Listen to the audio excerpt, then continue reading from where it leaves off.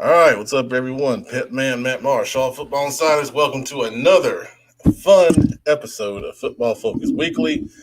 Getting started early tonight, so I expect some of our regular viewers will be a little delayed in joining us, but I wanted to jump on early tonight because we've got a lot to talk about. It's been a crazy day here. Of course, it was already National Signing Day. And then we got the news about Coach Chadwick stepping down at Myers Park. We're going to lead the show with that. We're going to talk about that and how that may affect their program. Then we're going to jump in and talk a little bit more about the Southwestern 4A. That is our conference of the week this week. We'll get into Southwestern 4A predictions and analysis around 7:15. 7:30, we're going to break down Southwestern 4A players to watch on each team in the Southwestern 4A. 7:45, we're going to give you a signing day recap of some of the local players here that signed with colleges, and we've got a good number of them. 8 o'clock, we're going to have Coach Galloway from the University of North Carolina. He's the wide receivers coach and one of their best recruiters. We're going to have him on to talk for about a half hour. At 8:30, we'll have Coach Mike Natoli from the Independence Patriots on the show. 8:45, we're going to have Coach Edwin Campbell from Southeast Raleigh. He's going to be talking about a coaches network kind of designed around networking for minorities. 9 o'clock, we'll sound off. 9:15, you got the slime. And then 9:30, we'll finish it up with Super Bowl picks and analysis. So we're going to start the intro, and then we'll get into talking about Coach Chadwick here in just about 2 minutes. Here we go. Wayne King on South Tryon Street is number one. And I'm going to tell you why. Petman's Fried Chicken Rankings. And we're going to do 4 restaurants. I see Fred is laughing in the background.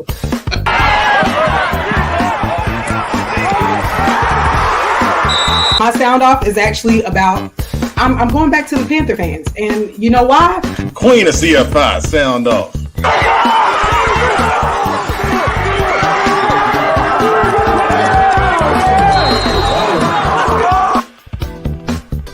So much disrespect with mighty Coach Billups, and I'm here to sign off about it. I can tell you how the Panther season gonna be.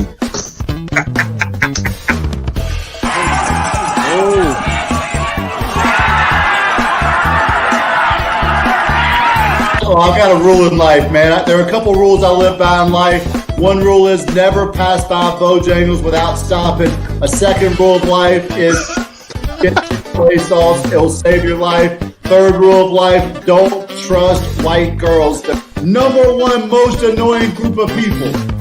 People who don't put their buggies back in their little buggy aisles at the grocery store.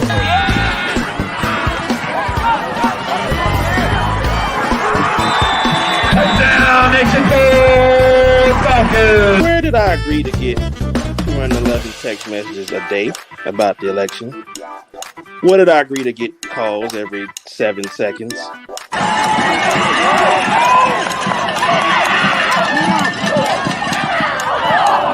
I'm gonna sound off on myself. All my teams stink. Oh my God, we have the caption Cowboy Joe on there now. Good grief. But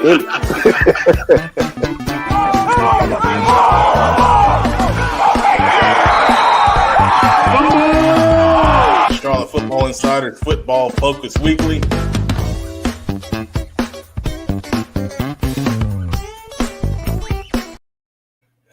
All right, I'm going to bring on the illustrious Coach Billups and the engine, Kenny McClamrock. And we're going to start in on our first topic. As I said, breaking news, Myers Park head coach Scott Chadwick steps down. And, I just want to get you guys' reactions on this first off. Kenny, what's your first thoughts on this? I think immediate thoughts is shock. Here we are, days away. I mean, teams are putting out the last of their helmets and their shoulder pads today and tomorrow. Charlotte Mecklenburg football is finally getting a chance to get on the field. These athletes are finally getting to get on the field, and just days away from the season beginning, the head coach steps away to pursue another avenue. From a man's, man-to-man perspective, professional, deal with your family perspective, I get it. From a kid's perspective, there's no other way to put it. I think it sucks. I agree with you on that one, man. Billis, what's your thoughts on this? Like Kenny said, I understand it. As a parent and as a family man myself, you do what's best for your family. You gotta do what's best for yourself. So, kudos to Chadwick. I think it was great for him, a great opportunity. I'm not gonna put his business out there. Wait till he get out there. But it sucked for the kids. But I wouldn't say it sucked too bad because I know Coach Harmon.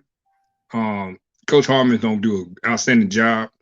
He actually interviewed for the Providence job when Brad Bowles left. I got a good chance to meet Coach Harmon and get to know him. And Mark, go out there and do what you gotta do, man. You're a leader of a young men, and I think he'll do a great job. You do a great job in that weight room. Just bring it all together. That's all you gotta do. Hopefully you get a chance to be the actual head coach of Mars Park, because that's something I know you're looking forward to. There's only two people, and I would go ahead and say there's only two people I see that can run that program. It's Mark Harmon or Joe Evans. But, hopefully Joe stays south and keep the standard going. But them the only two I really see, and I think the only two they really should look at. I know a lot of people be like such. Nah, it's different. Mars Park's a different animal, and we all like to label kids, but Coach Harmon and Coach Evans, they both don't see them kids like what people like spoiled rotten kids. They'll see kids. So I think Coach Harmon don't do great. Salute to Chadwick. You got the opportunity, you gotta do what's great. So me as a father, I can't knock nobody doing what's great for their family. So hey, I understand it, but as a coach, I think they're not going to miss a beat. So it's just me being honest. Yeah, I agree with you. So it came out that Mark Harmon is actually the interim head coach. They hadn't been announced officially, but it's been announced, within the program. So congratulations. Yeah, definitely. He got experience. You got Coach Brown, who's on Coach Knott's staff, the O-line coach over there. They got experience. So y'all can think Mars Park gonna fall off, but I don't think so. They got some questions at QB, but I think the young fella, sometimes you gotta give people a chance, man. You gotta give people a chance, and you gotta rock with it. Welcome to high school football. Kenny, Pep, you know it too. You go into situations where you got day one starter at this position, and then next thing you know, something happened. You gotta rock with the unexpected, and you just gotta. Sometimes kids shock you. There's gonna be a kid we talk about here. He was at Providence my first year with me. I had Cal Matar as a corner, and then we had another corner, Dylan Williams, who was not suspect of. I had this big head kid who was cocky as I don't know what, freshman on JV, and I dislike him, but he ended up being one of my best corners I ever coached. Dwayne Gistan, he started for us a true freshman. He balled out all conference play. He's at Independence now, but me and Pep came to Night of Champions that night. I had a whole different starter, and then when I remember when he came to the game, he said, "Who is this kid?" I said, "He's a freshman." And sometimes you just gotta give people opportunities, man. It's just the same be say about Mason Bryant. He came out of nowhere. It just you gotta put kids out there, and just try. I saw the young man throw when he was on Mars Park JV last year. The unfortunate thing, he had split time with the youngest McCown. He has talent. He has talent. He has talent. I think Mars Park got that JV. Y'all forget Mars Park JV was pretty explosive last year. Yeah. And then they got the younger Alvarez kid there too. And I'm gonna go ahead and tell you don't know who the Alvarez family is at Mars Park. You might want to wake up because he's just as good as his brother who played at Carolina, playing baseball at Carolina. So it's talent, and they got backs for days. We were talking in the chat earlier, you, me, and Kenny and everybody, and I was like, I don't think they. And now I had to start thinking about it. I was like, woo, they do. Cause on my mighty Providence defense. They made me throw my hat on the ground so many times. But I think he's in the good. I think with Coach Harmon, if they listen, he's a very approachable guy. Harmon's one of the few people after the games I talked to is on the short list, like Harmon, McFadden, Joe. Me and Joe laugh and hug after the end of the game. And Baker, who's at Cox Mill now. Everybody else, I'll be like, I'll talk to you later, man. But if I talk to you after the game, that means you're a genuine person, and we can laugh about some stuff like that. And Mark Harmon, I like him, so I hopefully he get it. I saw Miss Pano's mama said, "Don't leave Joe out of it," because they love Joe at South. But I'm gonna tell you, they love Joe at Myers Park, and Pepper tell you that they really do love Joe at Myers Park. So I wouldn't be shocked. I hope Joe stays at South. He fits what they're doing there, what they're trying to do, because that was the one thing about Joe. We all wanted Joe to get a fair chance, and he's getting a fair opportunity at South. So I don't know. I don't want to be Joe Evans right now. Pep, I can't. Sorry, Coach. I can't confirm if it's true or not, but I just got an alert on my phone. It's a traffic alert. It says that the traffic around Selwyn Avenue and Colony Road is backed up for miles, and something about there are all kinds of different high school stickers on the back of the window. So I don't know what that's all about. Maybe there's just a rush of other schools headed towards Myers Park High School. I can't confirm or deny that, but my phone did just give me an alert.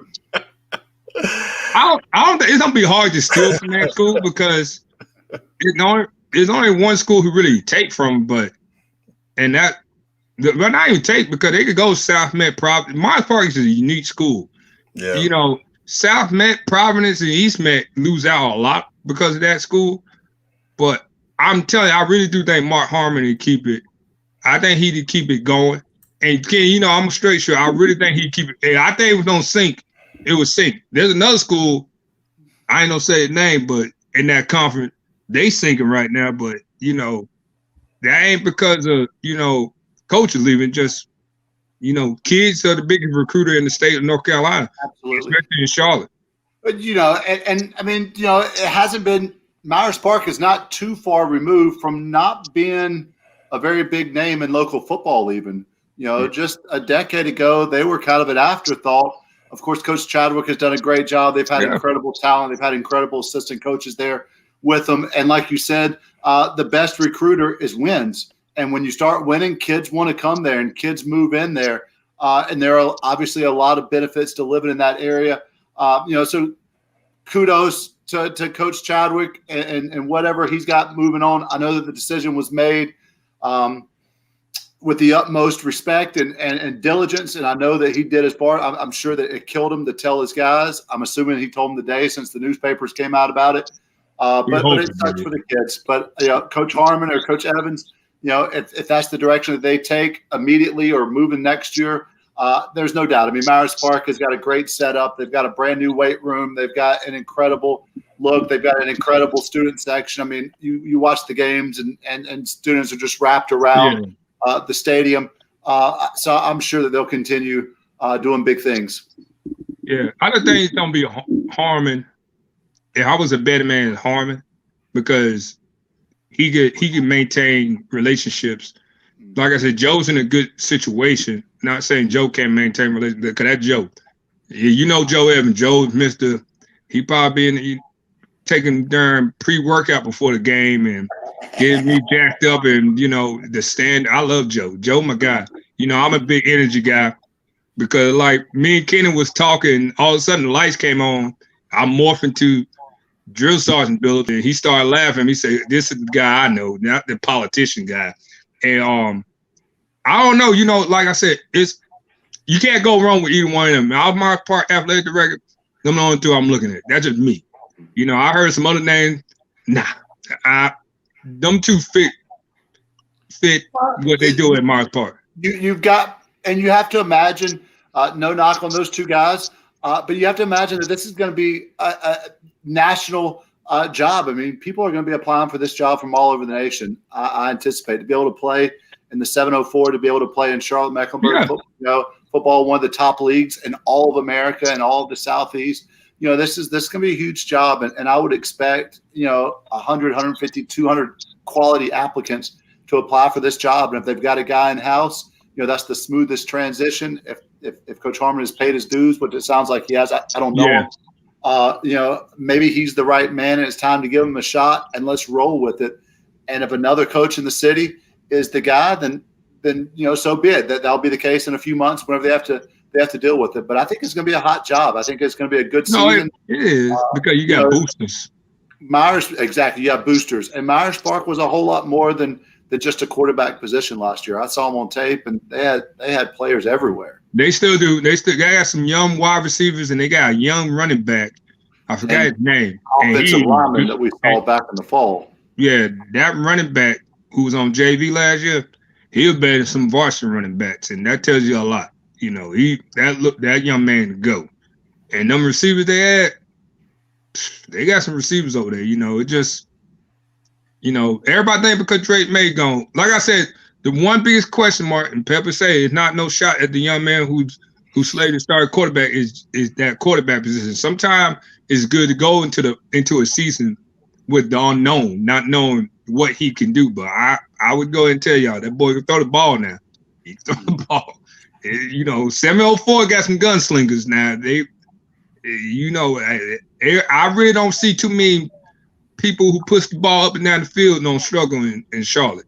It's a couple of schools, but we got some people who push that ball up and down that field. I'll tell you that. So, all right. Well, there's a lot we can talk about on this. I will say for Coach Harmon, he was the JV head coach last year, so that maintained some continuity within the program.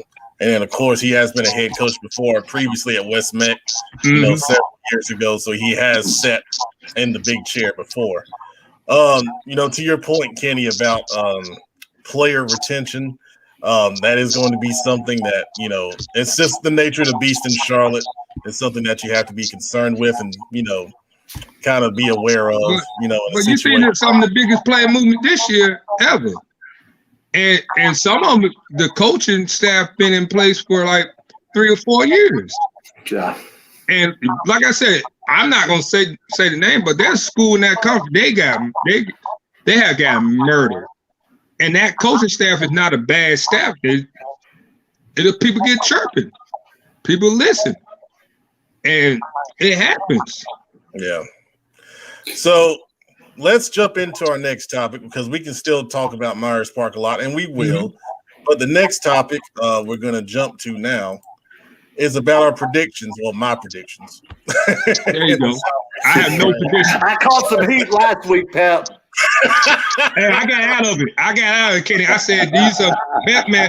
I coach. I can't make predictions against CMS rules. Don't go put my name on Pep Man's rankings now. All right, there. This is all me. So if you get mad, y'all know how to. At Pep Man, no at Kenny or Brandon Bills. We do not know nothing. We were shocked too. Me and Kenny were shocked. It's been a while since I was called an idiot from the stand, so it kind of felt good to get back to being called an idiot. I'm still fresh in the game. I don't care. You catch me on a good night, I might bark back at you. Well, I was going to do that too. I know. That's why we get along. All right, let's get these predictions up. And let's see. Oh, where is it? Oh, yes, you don't have it, guys. Everybody's going to win that company. Yes. Unity. That's the society we live in, y'all. Everybody's a winner in that conference. Let's go. Well, for some reason, I can't share my application here, so I'm just going to have to say it. All right. Go ahead. All right. Well, Butler. Try one more time. Is that who you got first? It's Butler and Hickory Ridge. Here we go. All right. Now we got it. He know it. Butler and Hickory Ridge. Told you. Yeah, so number one, I do have Butler. Of course, with Coach Hales, I think they've got great coaching. They got great talent all over the place. They've had some new faces show up over there that I think are going to help, the program for sure. Hickory Ridge, I think they've got a huge offensive line. They've got Yeah. Yes. Yeah. I think they average, 6'3", or like 260. I don't know. They're monsters. I'll tell you what, I don't know what Jupe does over there, but he grows them big. Clear. Yeah, so I got them, and then they got playmakers on offense and defense. Maybe the top wide receiver around, man. He's a stud. Yeah, absolutely. And then Myers Park, of course, we just talked about them, the late head coach departure. There's, a lot of different questions there, and I've got them slated third right now. I got Rocky River at third right now. Okay. Upset. They Rocky River has always had the playmakers. I think they find them. I think Coach Gray found them good with that hump. And I wouldn't be shocked if 1 through 4 changes. That could all change. You can see Hickory Ridge in the conference. You don't know. Coach Gray, we gotta give Coach Gray his flowers. Coach Gray have been in every game. He just 1 or 2 plays. It's just 1 or 2 plays. He's one of the best coaches around. I'm not saying that because Gray my guy. It's just me giving y'all facts. It's just he's good, and he been running his same system. Butler, Hickory Ridge, and Rocky River are the most dangerous team in that conference this year because they got the same. It's business as usual. It's business as usual. So I don't know. I mean, you guys know this. Most football games come down to less than 3 plays. Mm-hmm. 3 plays that go differently usually is the outcome of a football game. And, I could think back to 50% or more of any loss that I was ever a part of, and you change 3 or 4 plays and it's a different outcome. A muff punt or a fumbled snap or, whatever it is, it's that big of a difference. And, a lot of that, Coach Gray now has been coaching several years. He's now one of the older guys in the county. Yeah. At year 4 at Rocky River? Yeah, maybe? I think he is year 4. Yeah. He's got the experience under his belt. He's got a killer group of guys. He's got big guys. He's got skilled guys. And you're right. Last year they were super close. We talked about that with him on this show. They were so close in so many games. And they almost beat Creek too. That was a good game. That was a good. Hey, I don't know, guys. He got talent over there. But don't be surprised to see the boys at Harrisburg High win this conference. I mean, Coach Wilson is doing. I mean, I think his girls basketball team is undefeated right now. I mean, think they lost one. Did they finally lose one? I thought they lost to JM. I think JM. 7-0 last time I saw. 7-0. That was last week. Don't quote me on it. I'm getting better at my basketball. But he's got he's got the preacher man, like the anointing of God has been put on that man for coaching, and he's got things going in a good direction right now for the. And I show him favoritism because my cousin on the coaching staff. So Gary Richmond, you get that Richmond blood around you become a winner. But so I have to, and my cousin's helping out with the girls basketball team. So I'm kind of biased to Hickory Ridge. Even though I got former plays, I got my stud safety all around DB number 1 Jake Snap is at Butler now, and then my protege Dwayne Gisnan is at Independent. So Snap signed with Wingate today. Man, that was the biggest blessing. I'm so happy. I will talk about it later. I'm gonna get cut out, but I see 6 and 7 changing too. Okay, well, let's go through the rest of them. So I have Rocky River 4. You got them at 3, Phillips. Yeah. Independence, I got it 5. They got a returning quarterback, but some guys, have graduated out of the program that's hurt them a bit. And then, to your comment, 6 and 7, East Meck. I think they experienced QB, and they've got 2 wide receivers return. I'm gonna talk about them in a minute. That are going to help them out. And then Garrett with the new head coach coming in at the worst possible time. And then having a limited, practice time is really hard, when they're already behind the 8 ball over there. Well, I guess I know where you put in West Charlotte when you do this. I admit.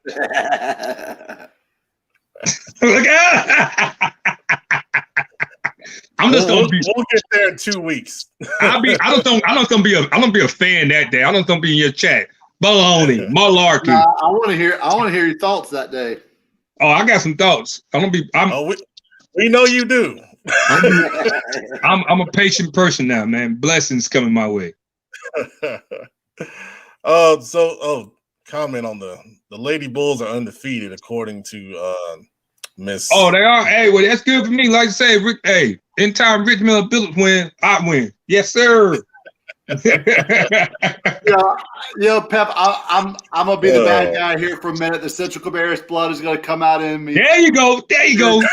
There's no such thing as Lady Bull, just for the record. There you go. Oh, okay. All right, then. This is why I love Kenny. Sorry to whoever that is. Do you know that's why I keep Kenny as a friend, because y'all always want me to be petty, but sometimes Kenny can take over pettiness. I'm in a good mood. I'm Buddha today. Oh, okay. That's different. That's why I got my hat on. Oh, we know why. We know why you got your hat on. Yeah, we know I didn't pick my hair. I could take a joke today, man. Keep on. I love it. The blessing that I've been having today, hey, I'm in a good mood. Pep know why. That's why he laughed at me. Pep called me. He had to make sure I was straight. I said, "Nah, Pep, I got such and such off." He was like, "Oh, my, that is great." I said, So, Bill, why do you think 6 and 7 may switch? You lose Donovan Woods and Lee Campbell on that defense.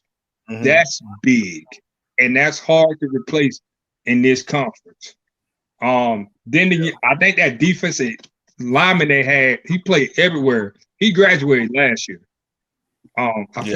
You know who I'm talking about? That kid played 1, 3, 5, 7. I said, Jesus Christ, he was really good.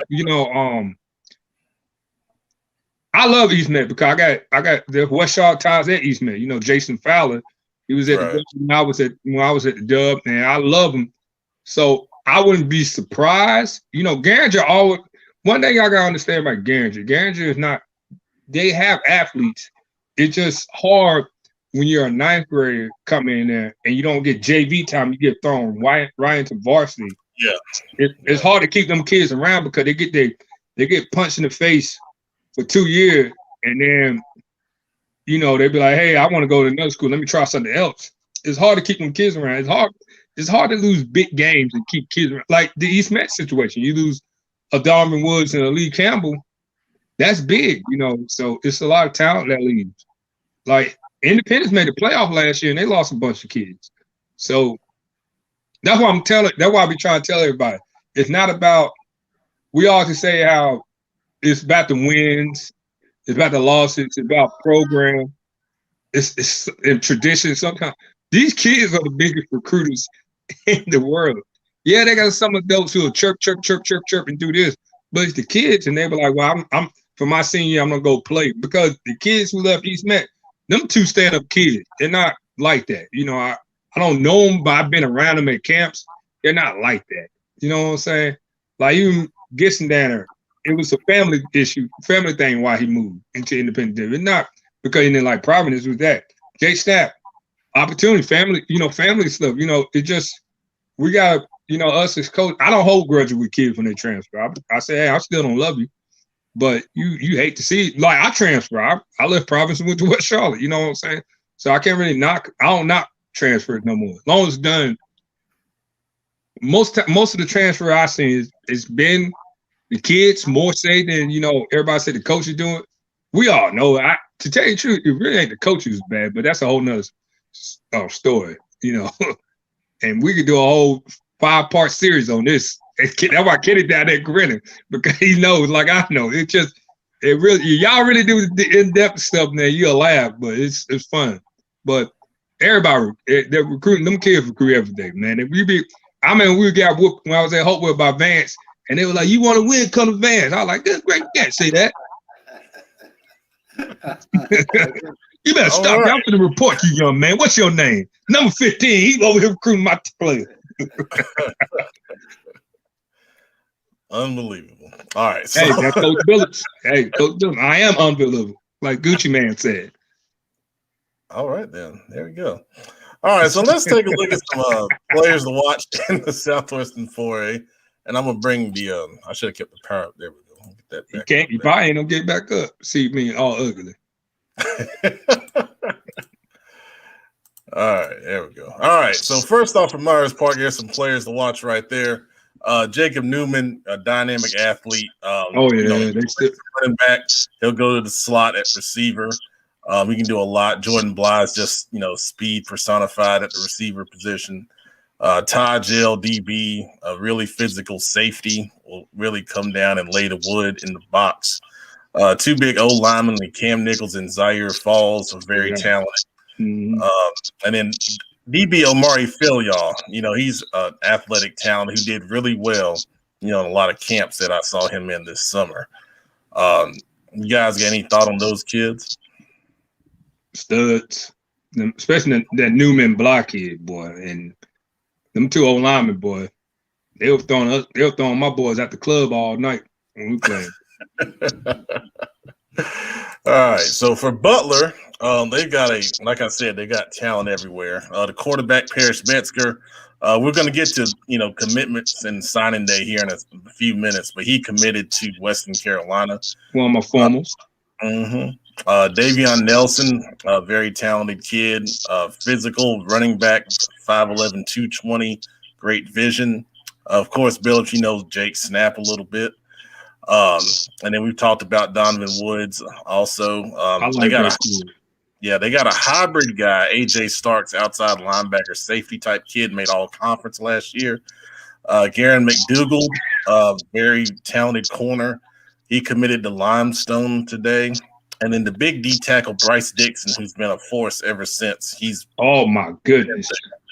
6'3", 280, and moves like a gazelle at the inside position. So let me tell you, them nuts but dogs. The most undervalued person, and he's not to Butler, but it's McDougall. McDougall is a natural born leader. When he was at the Under Light camp,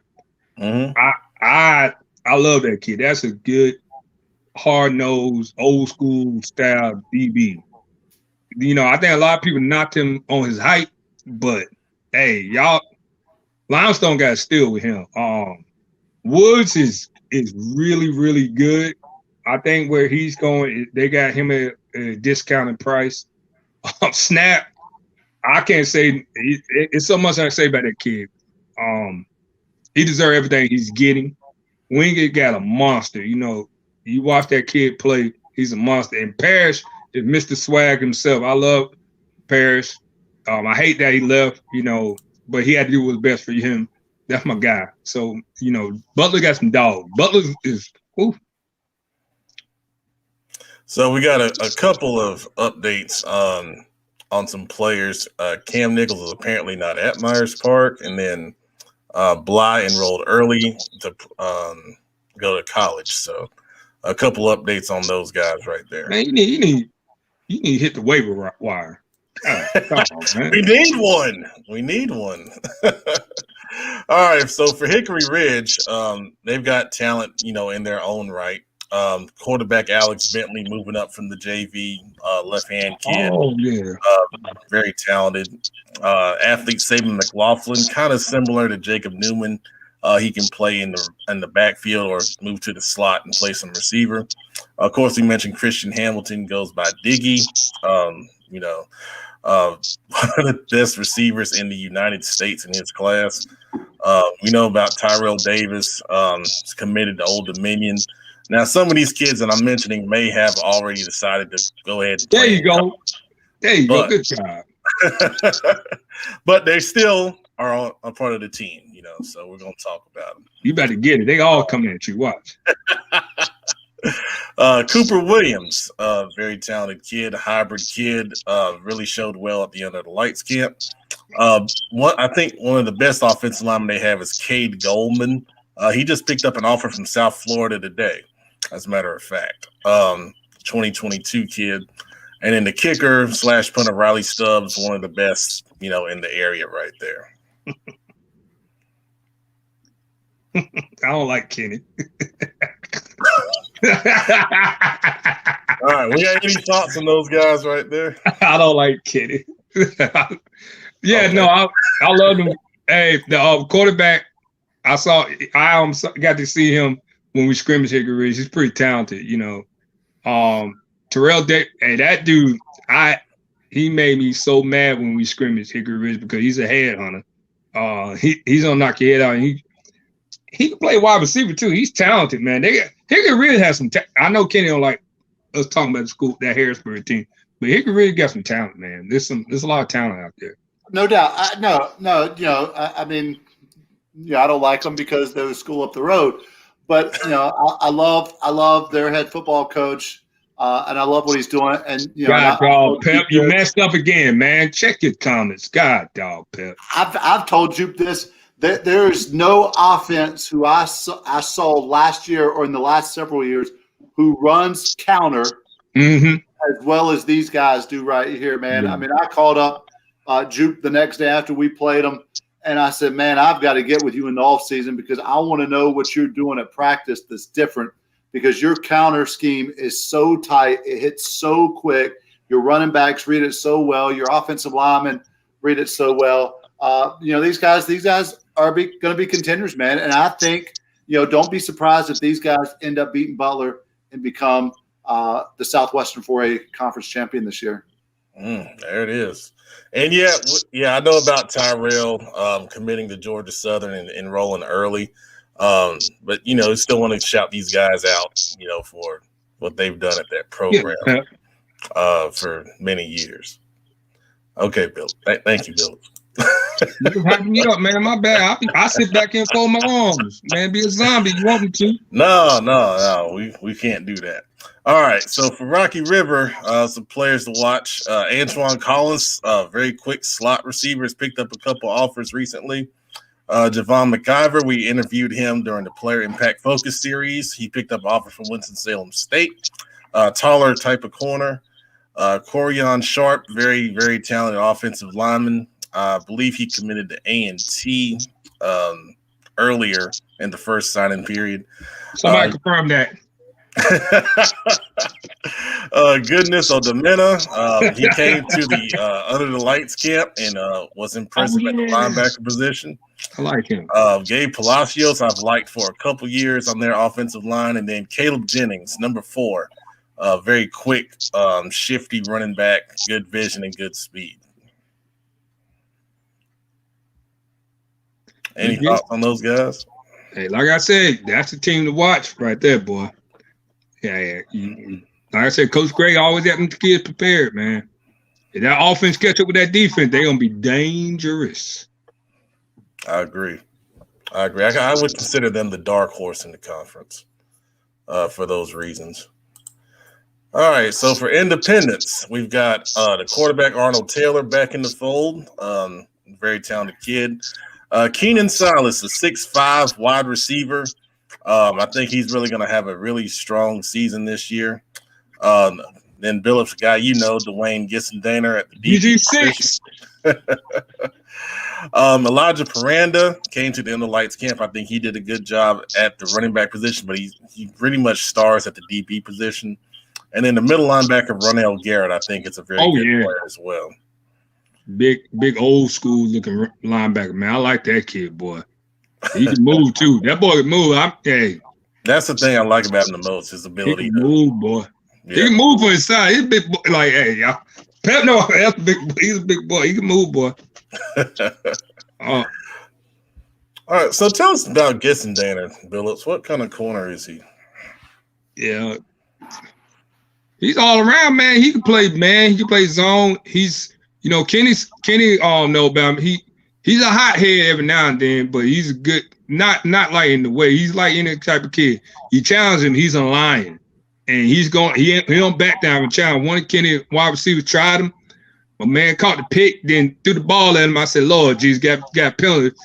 I said, boy, you can't do that, but I get it. I loved it. And it was like, Dwayne Gissendaner is a once-in-a-lifetime player that come around, man. I'm not going to take credit for him. That's God. He has God-given talent. He understands. He's very knowledgeable for rise in 11th grade. But you got to look at him. He's been starting varsity since he was a 9th grader. And he had a wonderful play that, he went against Bosworth. He don't win against Muhammad. No, Porter Rooks. He don't win against Muhammad, Porter Rooks. You name some of the top receivers in SoMac, he don't win against them. Bosworth, unfortunately, he caught that pass that everybody went viral, but he was a 9th grader, and for him to do what he did against that, he's a game changer. I miss him. I wish, like during NFL, you could take a player with you to the next team. I darn sure would have packed him up and took him to West Shard because he's a dog. I love that boy. That's my little brother, man. I look out for him. But he's gonna be great, James, for Natoli and them at Independence. I wish him best luck. Even though he's my arch rival, I tell him when he called me and said, I'm going to Independence, I said, don't call my phone ever again. And we laughed, but he's a good kid, man. That's a great, y'all got a great teammate over there. And Arnold, funny thing about Arnold Taylor, he played basketball for me at McClintock. And he is goofy, but that boy got the biggest hands you would ever see. Like, he got some big hands, and he's an athlete. I think he really don't get a chance to shine because it was coming on, and then he unfortunately got hurt. But, like I said, if they ain't lose all what they lost, I think Independence would have been a very tough out this year. I agree with you. Absolutely. Last team we're going to look at, East Meck. They got quarterback C.J. Hoke, left-handed quick kid, good size. I think he throws a good deep ball, especially. I think that's his strength. Wide receiver DJ Austin wears number 7. He's their primary threat in the passing game. They also use him a little bit in jet sweep game, some screens, things of that nature. Bruce Perry, great story. I interviewed him a few months ago. He lost a ton of weight. He was a lineman, and now they're going to try him at the running back spot. Trenton Santiago is the best player that you don't know. I mean, this kid, as a freshman, was able to move up to varsity mid-season. 6'3", 185. He's going to be a monster. And then wide receiver Jared Townsend, I think, is a great second threat to pair with DJ Austin on the outside. He runs some more of the possession-type routes, makes the tough catches, good route discipline. I looked at his film earlier today and was impressed with him. So any thoughts on those guys for East Meck? They got some talent, man. It's like a jigsaw puzzle, man. You got a bunch of puzzle pieces. You try to figure out where to put it, And that's the political correct thing to say right there. Kenny know what I'm talking about. They got pieces. It's just all about, do this piece fit right here and where they fit. I would tell y'all this: East Meck always have somebody that's I didn't know that boy was that good. They got talent, man. It's Charlotte. It's talent on each and every one of these teams. There's no slouches. They had a D lineman. That boy played every position on D-line, and he was a tornado for us. I said, who is this kid? And I shook his hand and said, hey, man, even though we lost, y'all lost, hey, man, you played a great game. And then, losing Woods and Campbell, that's tough. But I think, they're going to be inspired because of what's going on with Fort Sheet. And I think you might see something special, and I hope so. You hope so, because, I love Fowler. Everybody know how I feel about my West Shore people, but I hope it clicks for him. You don't want to see that school do bad. Absolutely. And our prayers go out to Coach Forshee. If you don't know, he's, in a battle with cancer.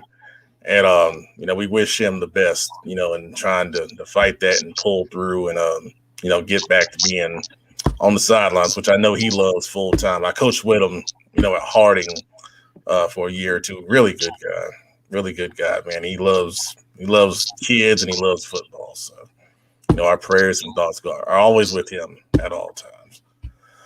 All right, so now we're going to bring in our player analyst, Justin Adams, and we're going to talk about some kids that signed today. So Kenny and Billups, I'll drop you guys off for a little bit, and we'll bring in Justin. What's up, man? How you doing? I'll be on the show, I had to make a special appearance. Justin does the player impact focus interviews with me. You guys may recognize him from that. So he's familiar with a lot of these kids right here we're going to talk about for signing day. So this first group right here, Justin, I'll just let you go off on a couple of those guys right there. Well, first and foremost, I want to say congrats to all the signees. This is the day you guys been waiting on. You guys been grinding, putting in work. Even though with the circumstances going on, you still managed to lock in with these schools. So definitely want to congrats to all the signees out here, even the ones that didn't sign. But first, let's tap into Sonya Yates. We did a interview with him a couple weeks ago. As we all know, he's a dynamic player. He's real shifty. He's real fast. He's a playmaker. He signed to Lenore Ryan, as you can see. Yeah, man, he's ready to see him at the next level. He's gonna make an impact over there, Lenore Ryan. And with being in the SAC conference, with a loaded conference with Wingate, you got Carson Newman, you got Tuslam. It's a great conference, especially coming from the North Carolina side of the region. It's going to be tough. It's definitely going to be tough. Right now, Wingate had a lot of good signees as well.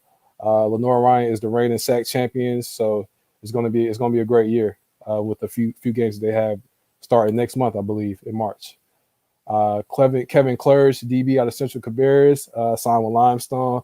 Hey, Limestone had a lot of good pickups in this signing class. Due to the COVID, and I will say a lot of kids went to these lower schools, and not to knock the lower schools, but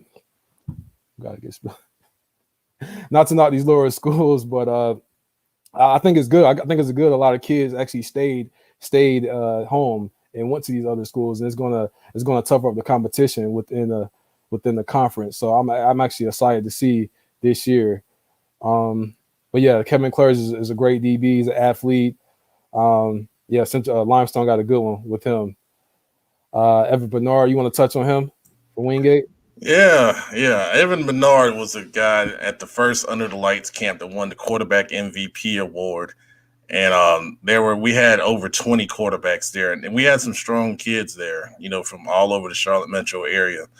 I interviewed him back a few months ago, and my comparison to him is Drew Brees. I mean, he's not the biggest kid, very accurate, precise with his ball placement, and just a really great kid and comes from a great family. And I'm glad he was able to stay local and go to Wingate, pretty much right down the street from him.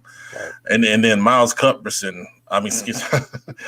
Lopez from Cuthbertson won our offensive line MVP award at the first camp, and going to Indiana Wesleyan. I think he's got a frame. He's 6'4", 300 pounds. He plays originally committed to UNCC, decommitted and signed with Indiana Wesleyan. I believe that was him, right? No, you're talking about Nathan Linkus. Nathan, okay, I'm sorry. Yeah, and actually, I got to get him on the list. I don't have him on this list, but he did commit also. But, that group of 5 kids right there, some very talented kids for sure. So this next group, Justin, give me your thoughts on some of those guys right there. Yo, Wingate got a steal with Jake Snap. Jake Snap is one of the best athletes in the area. Hey, Wingate is loaded. And as a former alumni, I'm excited to see it. It's definitely so. Jake Snap, you got Boykins over there. He's the wide receiver coach. He's gonna get him right. I'm excited to see it, man. They got Brandon Perry as well over there, so that's gonna be a good formation back there in the backfield with Coach Jordan. Tristan Sorrow from Northwest Cabarrus. I didn't really see him play a lot, but I heard pretty good things about him. He's a really, really big kid. He's 6'3", about 300 pounds, all conference last season. Going to Alderson Brodus, that may be a situation where, he kind of outgrows, that level of competition. But, of course, we talked about 2021 with kids and, taking, the most secure offer out there. He possibly could have waited to see if something else opened up, but congratulations for him for getting that offer right there. Definitely. And committing to that school. For the rest of these guys, Kai Russell, I was super impressed with him last year. I think the sky's the limit for him going to Wingate. He's a guy that's I think he's got his best football ahead of him. the way with if he hits another growth spurt, he can be like really big time. Locke Lear from Butler is a kid, another one, 6'3", 280. Another one with great physical traits. Just getting him on the field and getting more reps, is going to, help him grow even more. And then Parrish Metzger from Butler going to Western Carolina. Coach Hales told me, that this kid reminds him, he's on that same track that Davis Cheek was on a couple of years ago that ended up going to Elon and setting passing records up there. So, his trajectory is going the right way as well. So yeah, he's a sleeper. People are sleeping on him because of his size, but I watched him at the Sportsplex day in and day out. He's a grinder. He works hard. He comes on his days off. He's a smart QB. He gets a lot of reps with his receivers. So he's definitely a sleeper. I'm looking forward to seeing him at the next level. All right, good deal. Let's take a look at the next group here. All right, Justin, I'll let you go first on that. First two going to Wingate. Look, I told you, man, Wingate's loaded. Wingate's loaded. So, Everett McLaughlin, he's a pretty good long snapper. That's definitely what they need in Wingate right now. But I think we just throw people in at long snapper. We don't even really sign a long snapper. So I'm actually glad that they actually signed an actual long snapper this year. So that's good. Jacob Polite, I'm not too didn't really see a lot of him. I'll tell you about Polite. A lot of people talked about Julian Gray over at Hopewell, obviously, and then rightfully so, going to North Carolina State, being the speedster he is. But Polite was the great compliment to him. And I really noticed him. I went to a scrimmage early last season over at Butler, and Gray didn't play. So Polite was pretty much the number one threat. And he caught several big passes, a couple of touchdowns. He's a tall kid, 6'3", physical, great release off the line, runs good routes, high points the football really well. He's a good red zone guy you want to throw a fade to in the corner of the end zone. That's how you would describe his game. Alex Smith Jr. from Hickory Ridge, great rangy free safety, great speed, discipline and zone coverage is really good, and he has great ability to break on the football when he's got someone coming into his zone, and he plays his assignments very well. I'll tell you about Julian Rollins. Oh my gosh. First of all, going to Davidson, you're intelligent because you got to have some really good grades and good test scores to get in there. But he made a play in the playoffs at Richmond. We got a highlight of it. Richmond was trying to run a screen pass. He tips the ball to himself, catches it, falls down. I mean, it's one of the most athletic plays that I've seen in person in a long time. So Davidson got a really good guy right there. All right, so let's take a look at the next group here. And then I think some of these guys pretty well, Justin. I'll start with Garen. Garen's another guy from Butler that's out there at Sportsplex every day. And he started racking up offers at the last minute, but he got some good looks. So Limestone, another good DB, has fluid hips. He's real smart. He's real physical. He's gonna come down and hit. He really cover really good. So he can actually play the outside corner. He can actually play the nickel as well. So that was a good pickup for him. Recruit plays. Elijah McCalf of Mallard Creek actually played 7-on-7 against him. That's a grown man. That's a grown man right there. So, coming out of Little John's weightlifting program, of course, they all already physically prepared for the next level. So, and he's going to fit right in Middle Tennessee with the receiver. He's probably going to come in one of the biggest receivers out there and one of the most polished receivers. So that's a good pickup for them. Donovan Woods was at East Meck, transferred to Butler. Another kid I got to see out there at the Sportsplex every day, going to Virginia Westland. Could have waited for anything, for something else, but he went with his gut. I talked to him earlier, and I'm glad that he made that decision. That he felt like that was the best decision for him and his family. Another good DB. I'm ready to see him at Butler. He's tall. He's a little slimmer. Definitely going to put some more weight on when he gets to college, and he's going to be an impact for Virginia Westland. I'm thinking all conference, all American, all that. I'm giving him a high recognition now. So Donovan Woods, a name to watch, the next level. Okay. Nias Thomas from DB out of West Meck. The DBs over there really haven't been getting much love from West Meck. Man, it's been a lot of the receivers and running backs. So he was one of the good ones. Nias for this past couple of years out of West Meck. So Lewisburg is definitely getting a good one. He's probably gonna do a year and be out. I can see that because he's a good player. Waiting to see where he's gonna go next. You want to touch on JT McDonald? Yeah, JT McDonald is a 6'3" kid playing outside linebacker. He has an excellent frame. I think his best football is ahead of him. In learning, how to read certain things and knowing your assignment and having the confidence to carry it out. And watching his film, when he knew what was coming, he was a lightning bolt to the football. Great form tackler, excellent speed for that size. He gets into a college weightlifting program. I'll tell you that he has potential to be a really good get locally here for Johnson C. Smith, which is always good to see. I always like to see the local colleges take care of the 704 kids. All right, let's take a look at this next group here. I like how all these kids are signing to, like I said, North Carolina and South Carolina schools. So that was, even though we were in trying times, I'm glad that a lot of these kids are stayed local and the talent staying within the state. So that's good. The competition is definitely gonna be better.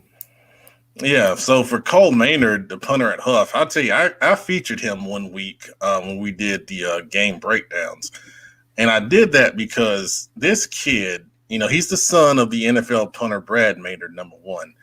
But number two, his punting, he puts the ball so high and it has a great hang time. Now that's a preferred walk on to North Carolina, but I mean, you don't just prefer to walk on to North Carolina unless you've got some talent with you. And he's one of the best punters I've seen.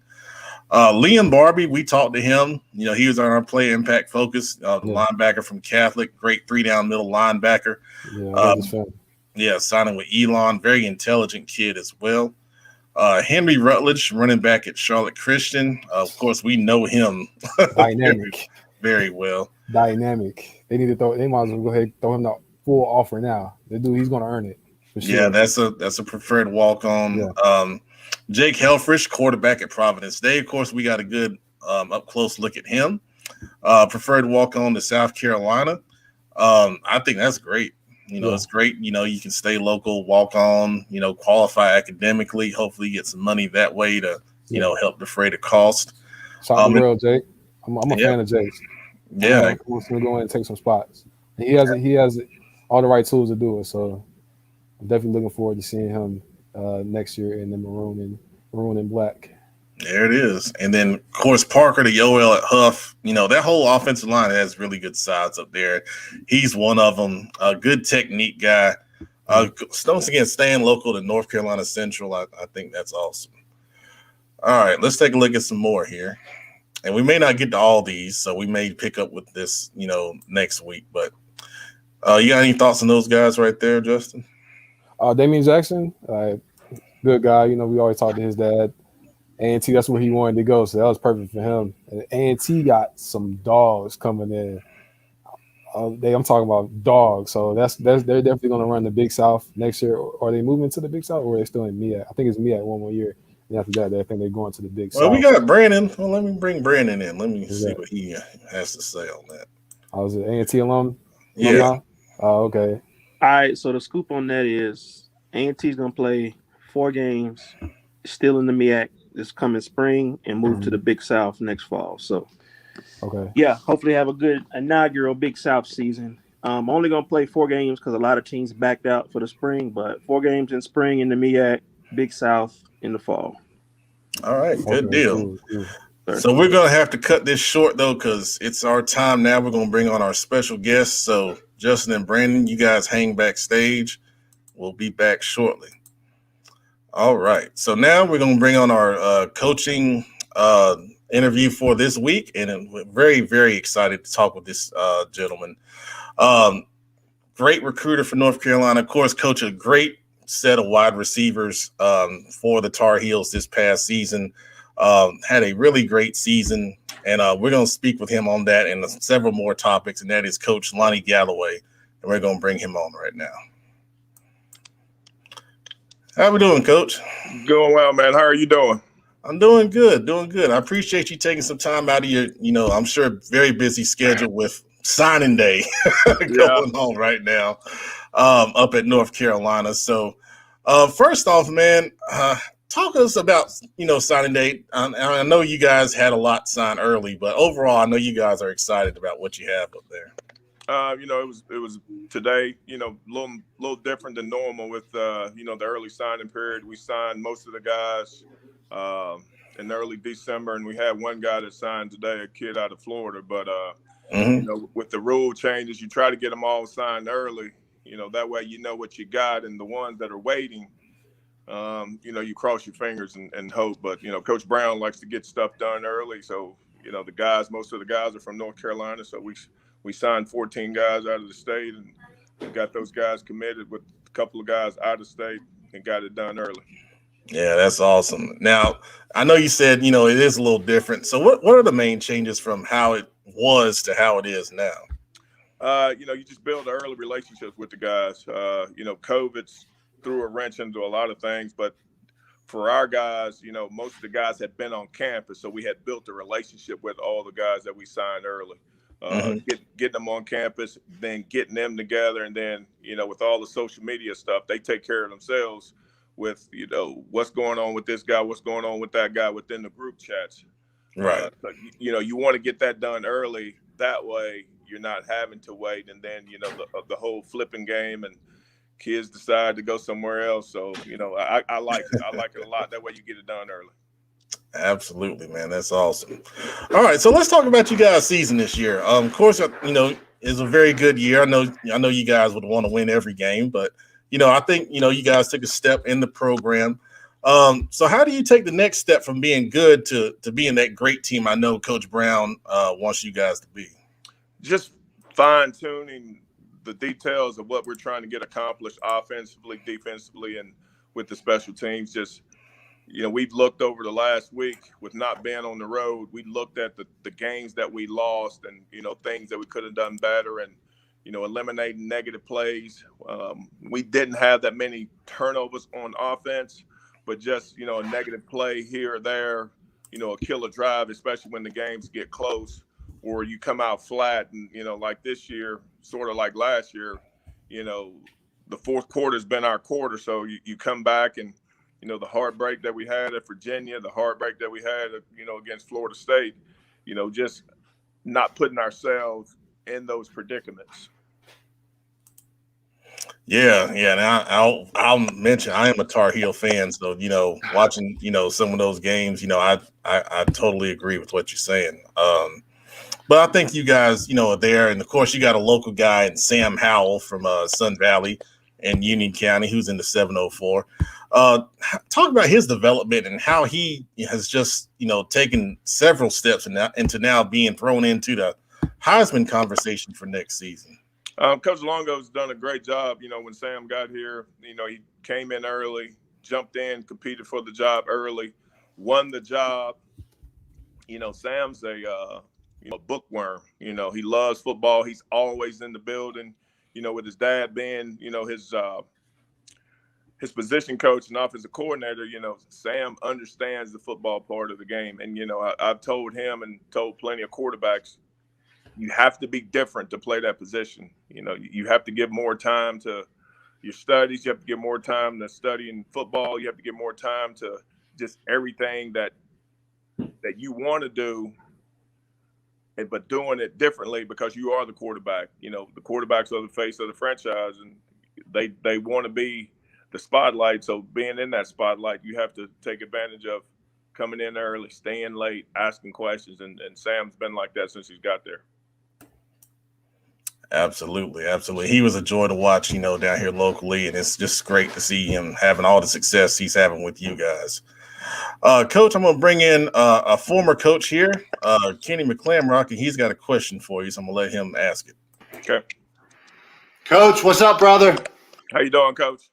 I'm well, man. Hey, thanks for coming on the show tonight. So, I think most people around the country who know college football know that you're known as one of the top recruiters in the nation. I think you've won that award actually, literally a time or two.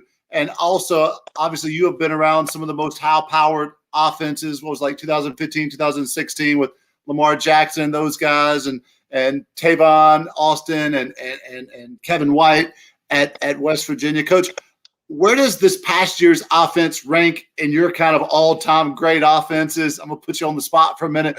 And then second question, because you just talked about it, where can you guys go beyond what you were able to accomplish this year? Offensively this year was, it's up there with, Lamar winning the Heisman and, the offensive performances that we had at West Virginia. The big thing about it, we had two backs that rushed for over 1,000 yards. So we were watching the run cut-ups this week. We rushed for a little bit over 3,000 yards. We had over 3,000 yards, so a total of 6,000 yards. We'd take less yards if we'd have got those wins, but it's a good mix to be able to run the ball and throw the ball. Coach Brown, one of his key points to victory is outrushing the opponent. So Coach Longo's integrated the run into our passing game, and the guys are the Miami game. I was asking my receivers, I was asking Diami, I was like, "You all right?" He's like, "Yeah, Coach, we're just running the ball down the throat." So I was like, "All right, we'll keep running it then." I was like, "Be ready for a pass here and now." But it's just the balance of what we're trying to accomplish, and Sam being the quarterback of the system understands and knows when to hand the ball off, knows when to throw the ball, knows when to get us out of the play. So it's been great to be a part of that. I hadn't been a part of 6,000 yards offense. And what was the other question, Coach? Oh, just where can you guys go from there, man? I mean, how good can y'all be? The next step of this being in the system, the third year, is just getting everybody to play at the highest level, and getting the 12 guys that we had come in early to be able to go through spring ball. And the biggest thing for us is that we missed spring ball last year. COVID hit right around on my birthday, right when spring break, and we had 8 to 9 guys come in early, so they didn't get to go through spring ball. And then Coach Hess all summer, they were lifting weights with book bags and putting canned goods in the book bags and doing those things. So to be able to go through spring ball, I think that will help us identify some of the key pieces that we lost on the offense. And, for Coach Bateman on the defense, losing Chaz, losing Javonte and Michael, and then, losing Diami, just identifying those next group of guys and just honing in on the skill and the details of, what do we do on third downs, improving the red zone, those type of things. No doubt. Thanks, Coach. You're welcome. Thank you, Kenny. All right, so Coach, you mentioned Diami Brown, who's from West Meck, and then you've got his brother Chaufrey Brown in the program as well. Talk about how those guys are with you guys. I know they're fast, obviously, and very talented, but just the development of those guys within your program, and what are your thoughts on Diami, playing at the next level? I mean, Diami, the sky's the limit for him. Getting here, with him after his first year and just honing in on his skills. He had early drops in both of the years, but ended up with 1,000 yards in both years and actually broke a record. Diami is fast. He's a quick study. He wants to be coached. The next step for him is just getting used to the grind of playing in the NFL. The 16-game season, the 4-game preseason. Everyone's fast at that level, so it's more technical and getting in and out of the breaks. And Diami was a pleasure to coach. Exciting. He was Sam's comfort. You have to have one of those as a quarterback, your comfort blanket, knowing, all right, I'm gonna throw the ball over here no matter what. And funny story, Chaufrey and Diami were on the field together, and we called a play, and they both were running vertical routes. I said, "What were you doing?" He said, "Well, I knew Sam wasn't gonna throw it to me, so I started watching Diami." But Diami has all the tools in the world to play at the next level. He wants to play at the next level. He's out training right now to get ready for the combine with whatever they can do up there, and then he'll have his pro day here. But I feel very confident that he'll run I'm somewhere in mid 4.3s. Catch the ball well, and just race himself right up the chain, on where he will get drafted at. And now Joffrey is totally two different personalities. Diami's a more serious guy, and Joffrey's more open, friendly. Both of them are, as you said earlier, can run. Joffrey, the biggest things for us with him and, with me is just getting in now and just studying, the release parts and getting in and out of breaks at the top of the route and, getting stronger and being able to hold himself off the sideline when DBs are trying to squeeze him to the sideline. And he'll step in and compete to play. He should step in and compete to start at one of our positions. But, they both have, things that you can't teach and just stretching the field vertically. And that's what we like to do offensively is we want to throw the ball down the field. And Joffrey gives us that threat since Diami's departed. Very good, Coach. It's exciting to hear that, about both Diami and Joffrey. And I'm sure Diami will, do some great things at the next level. And hopefully we can get him here in Carolina to help us out because we need some help down here with the Panthers, man. My goodness. Oh. But talk about some recruiting tips for kids being seen in this pandemic. I know you guys are pretty much done with 2021 and you're moving forward. But, of course, we haven't had high school football here in North Carolina yet. So there's no film for, a lot of these kids. What can they do to get seen by guys like yourself in the recruiting game on the next level? It's hard right now for the 21 kids in this state and Virginia, which, is part of our blueprint of, the Virginia, North Carolina slide down into Georgia. Georgia played, they played up north. But for the 21 kids of this state is, just sending out their high school tape again from last year. If they were able to go to some of those camps, putting that stuff out. It's a shame that, we're finished and, there's some kids that you always find some 21s that'll come and play. And, before I got here, Javante was going to Appalachian State and he played here for the state championship game.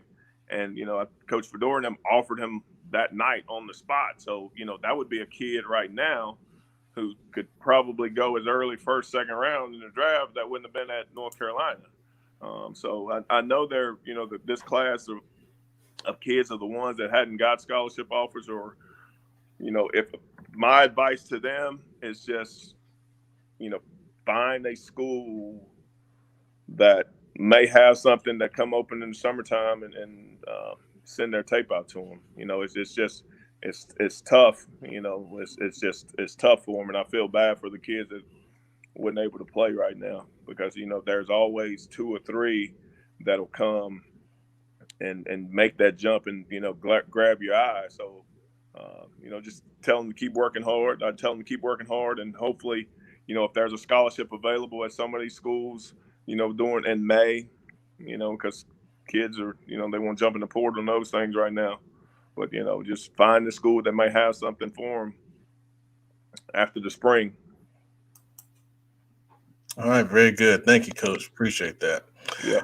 My last question for you, Coach. Talk to us a little bit about how you got to North Carolina as the wide receivers coach and becoming a college coach on that level. I mean, we got so many young coaches out here that aspire to be where you are. But just kind of talk about how you got there and, the type of dedication and the grind that goes into that. I started coaching in 1996 at Elon. And, like we all do, I thought I was going to go to the pros. Had a pretty good career at Western Carolina playing quarterback there and got out and dabbled a little bit in arena football.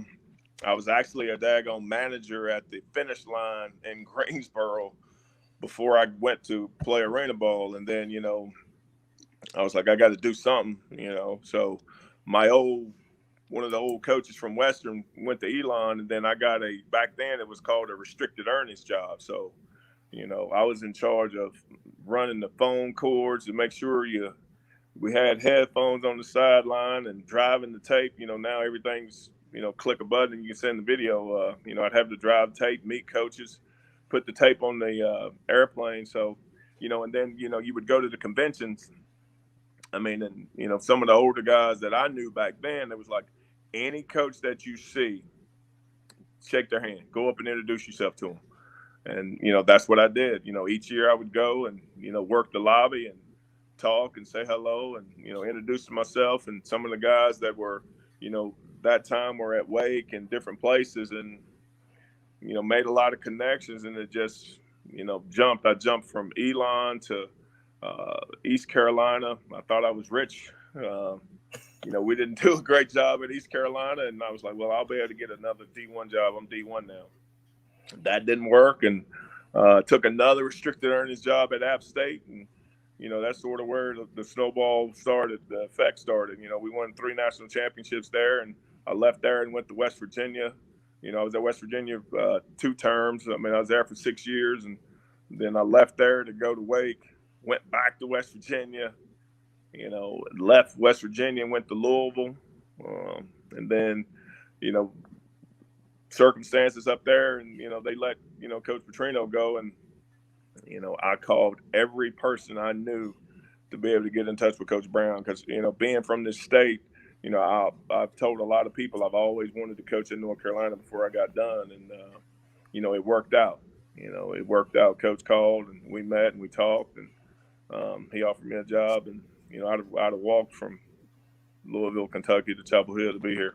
It's just a blessing. And, the biggest thing is just making contacts and, not worrying people, but worrying people like, don't be afraid to talk to anyone about, your passion that you have for football and, getting yourself in the door and, and that's doing whatever, I mean, after a football game, as well as I do when the cords were out there, the cords would be all wet and I'm waiting till everybody get done. I'm wrapping those cords up and having to run the cord down and wrap that up. And, it was just what I, had to do to make a profession out of this. This will be my 25th year of coaching. And that's awesome, man. And that's a blessing. And I'm glad that, your path took you to North Carolina, great university, working for a great head coach in Mac Brown. And, I appreciate, everything you shared tonight. I think that was great. And, we wish you the best and hopefully we'll see North Carolina take that next step in the next couple of years. And, we'd love to have you back home anytime, Coach. I mean, just, Coach McCloud used to take care of me when he was coaching. So when he sent me the message to get on, man, I have no problem with, getting on, talking and, sharing ball or just talking about anything. It's just I'm here and blessed to be at a place where I love and back home at a state that I love. And, anything I can do to help y'all guys, I will. Don't hesitate to shoot me a message, shoot me a text. I sure will, man. Thank you so much, Coach. Have a great evening. All right. Thank y'all. All right. Thanks a lot. All right, bye. Bye. All right. So that was North Carolina wide receivers coach Lonnie Galloway, one of their top recruiters, and obviously doing a great job with the Tar Heels. And he's got some receivers I think they're going to make some great noise up on the next level.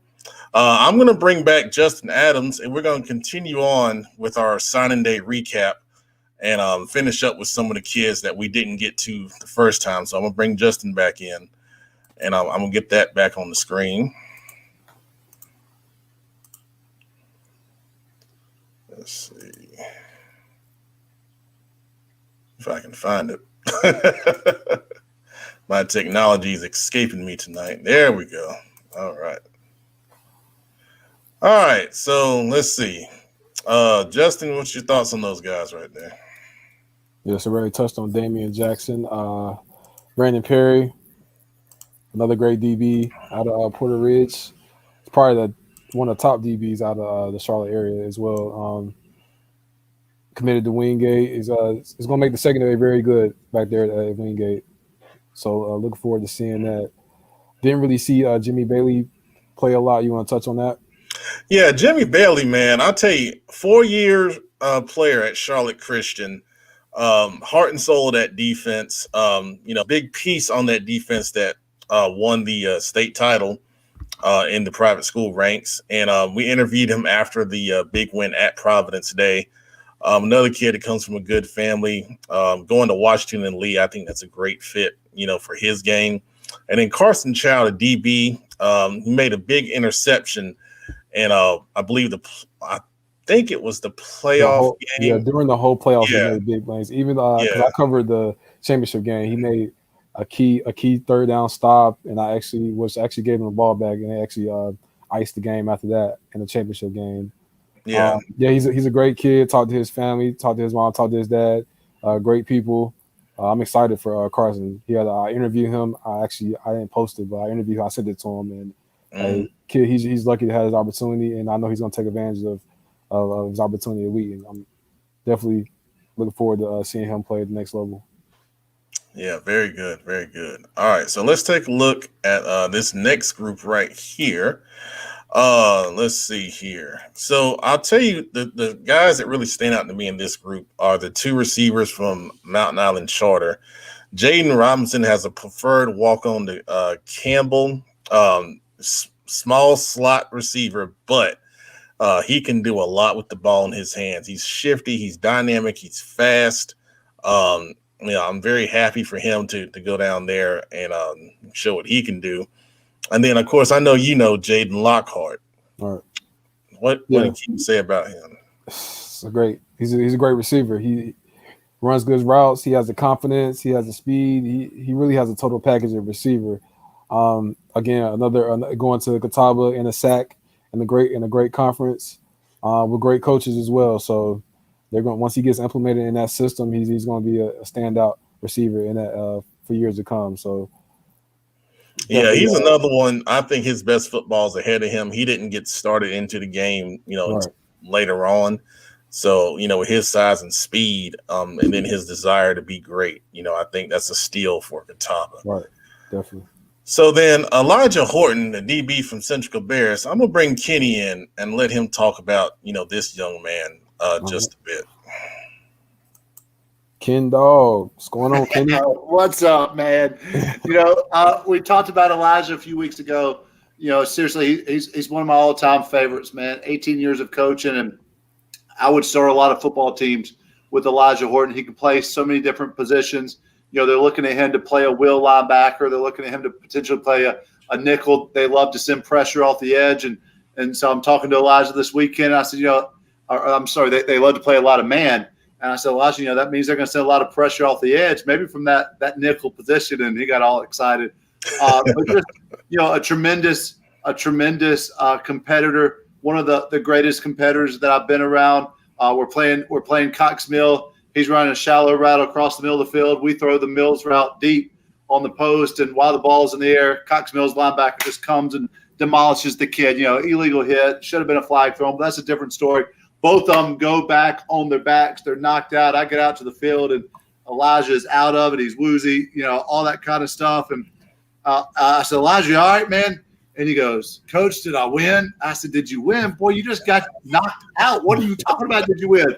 Nah, Coach, when he hit me, did I win? And I realized, because it's Elijah Horton, and he's a little bit crazy, he's a little bit mental, I realized what he meant was, when the dude hit him, did Elijah win the contact? And so I looked over, and the other dude was probably 6 feet, 8 feet away from Elijah. They were foot to foot, heads in opposite direction. And I said, well, he came up and stole your butt, like the sound reverberated through the stadium, and you're both on the ground. You didn't see it coming. And Elijah goes, good, I won then. Well, about that time, the other dude starts getting up, and the fans, everybody's clapping, and Elijah's laid on the ground, and he goes, why are they clapping? I said, well, the other dude's getting up. Honest to God, true story. He starts climbing up my legs. He pulled my pants almost down from my waist, pulling himself up because he goes, Coach, he's not going to beat me. He's not going to beat me to the sideline. So he's yelling at me to run as I'm carrying him. Like, he can't walk. Like, he's out of it. I've dragged him to the sideline because he wanted to be first to the sideline because, that's just the kind of kid he is. He's Erskine is a startup program. They had a team a long time ago. This is year 1 or 2 for them. I can't remember off the top of my head. But when we talked this weekend, I said, Elijah, you know what? In 30 years, you're going to take your sons to watch Erskine Fleet play football, and you're going to be able to look at pictures of you, and you can say that's when Daddy was skinny and ripped up and jacked, and you're going to look at records that you set at Erskine High School, and you're going to be able to say you were the first one to ever do it. That's the kind of kid that Erskine got. Wow, that's awesome, man. That's awesome. Thanks for that breakdown.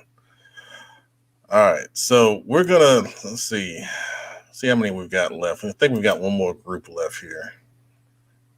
Oh no, we've got a couple. Sorry, so let's come back to this. Justin, I'll put you back in the background because our next guest is ready to go. So we're gonna bring him on the show, and let's change that banner right there. All right, so we're gonna bring on. Now I can almost say long time Independence Patriots head coach. He's done a great job in getting the program stable through some different things that had been going on previous to his arrival. And I love visiting Independence. That's one of my favorite places to go to, and he's a big reason why. And that is Coach Mike Natoli, and we're gonna bring him on right now. Coach, how we doing? Good. How are you doing, sir?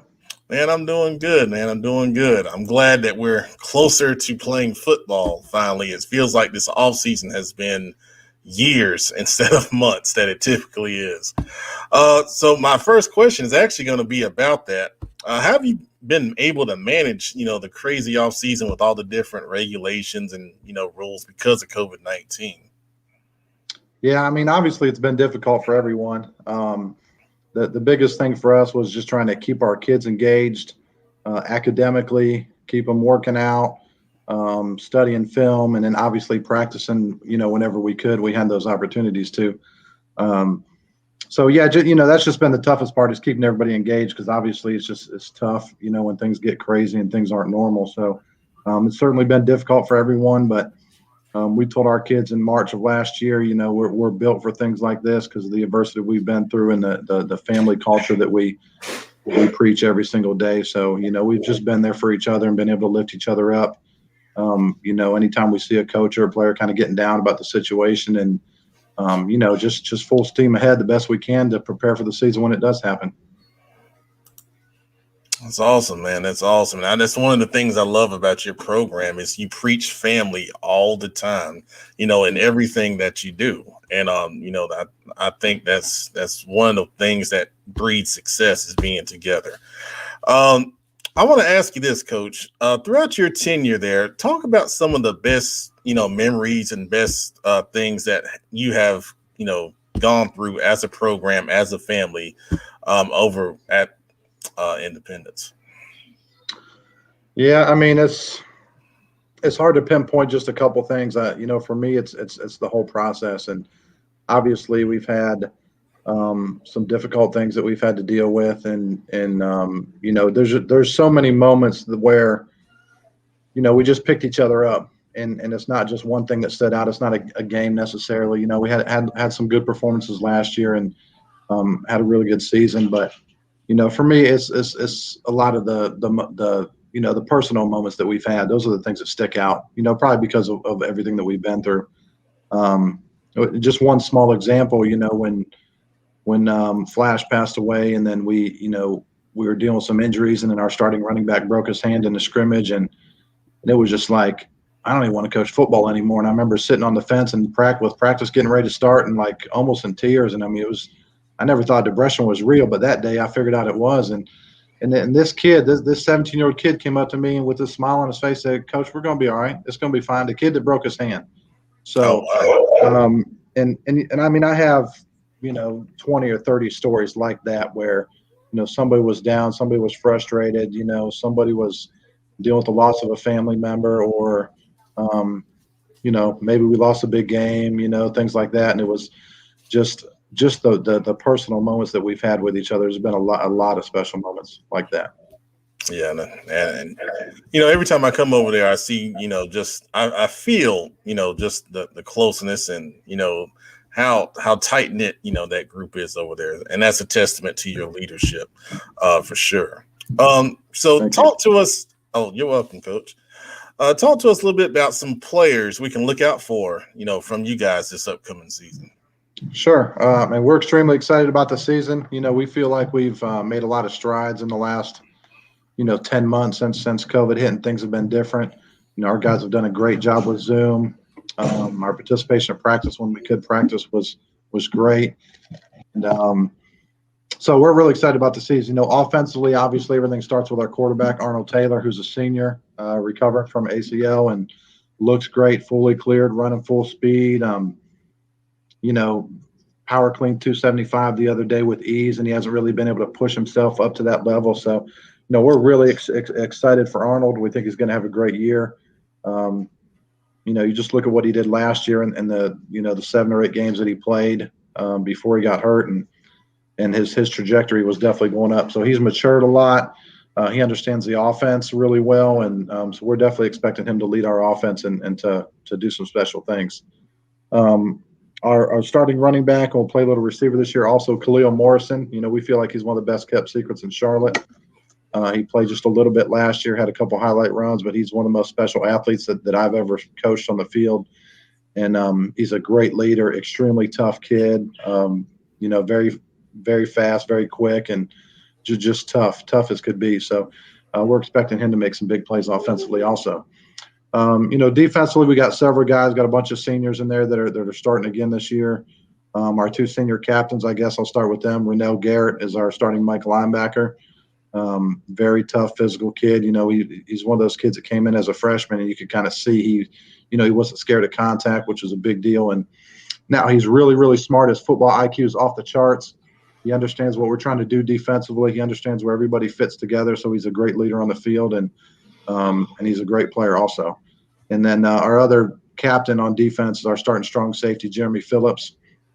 Had a good season last year, missed a couple games due to injury, but he's able to come down in the box and hit people, and also able to backpedal and play the pass, and extremely versatile kid, and just an unbelievable kid as well. I mean, his character is through the roof, and so we're excited for him to have a big year also.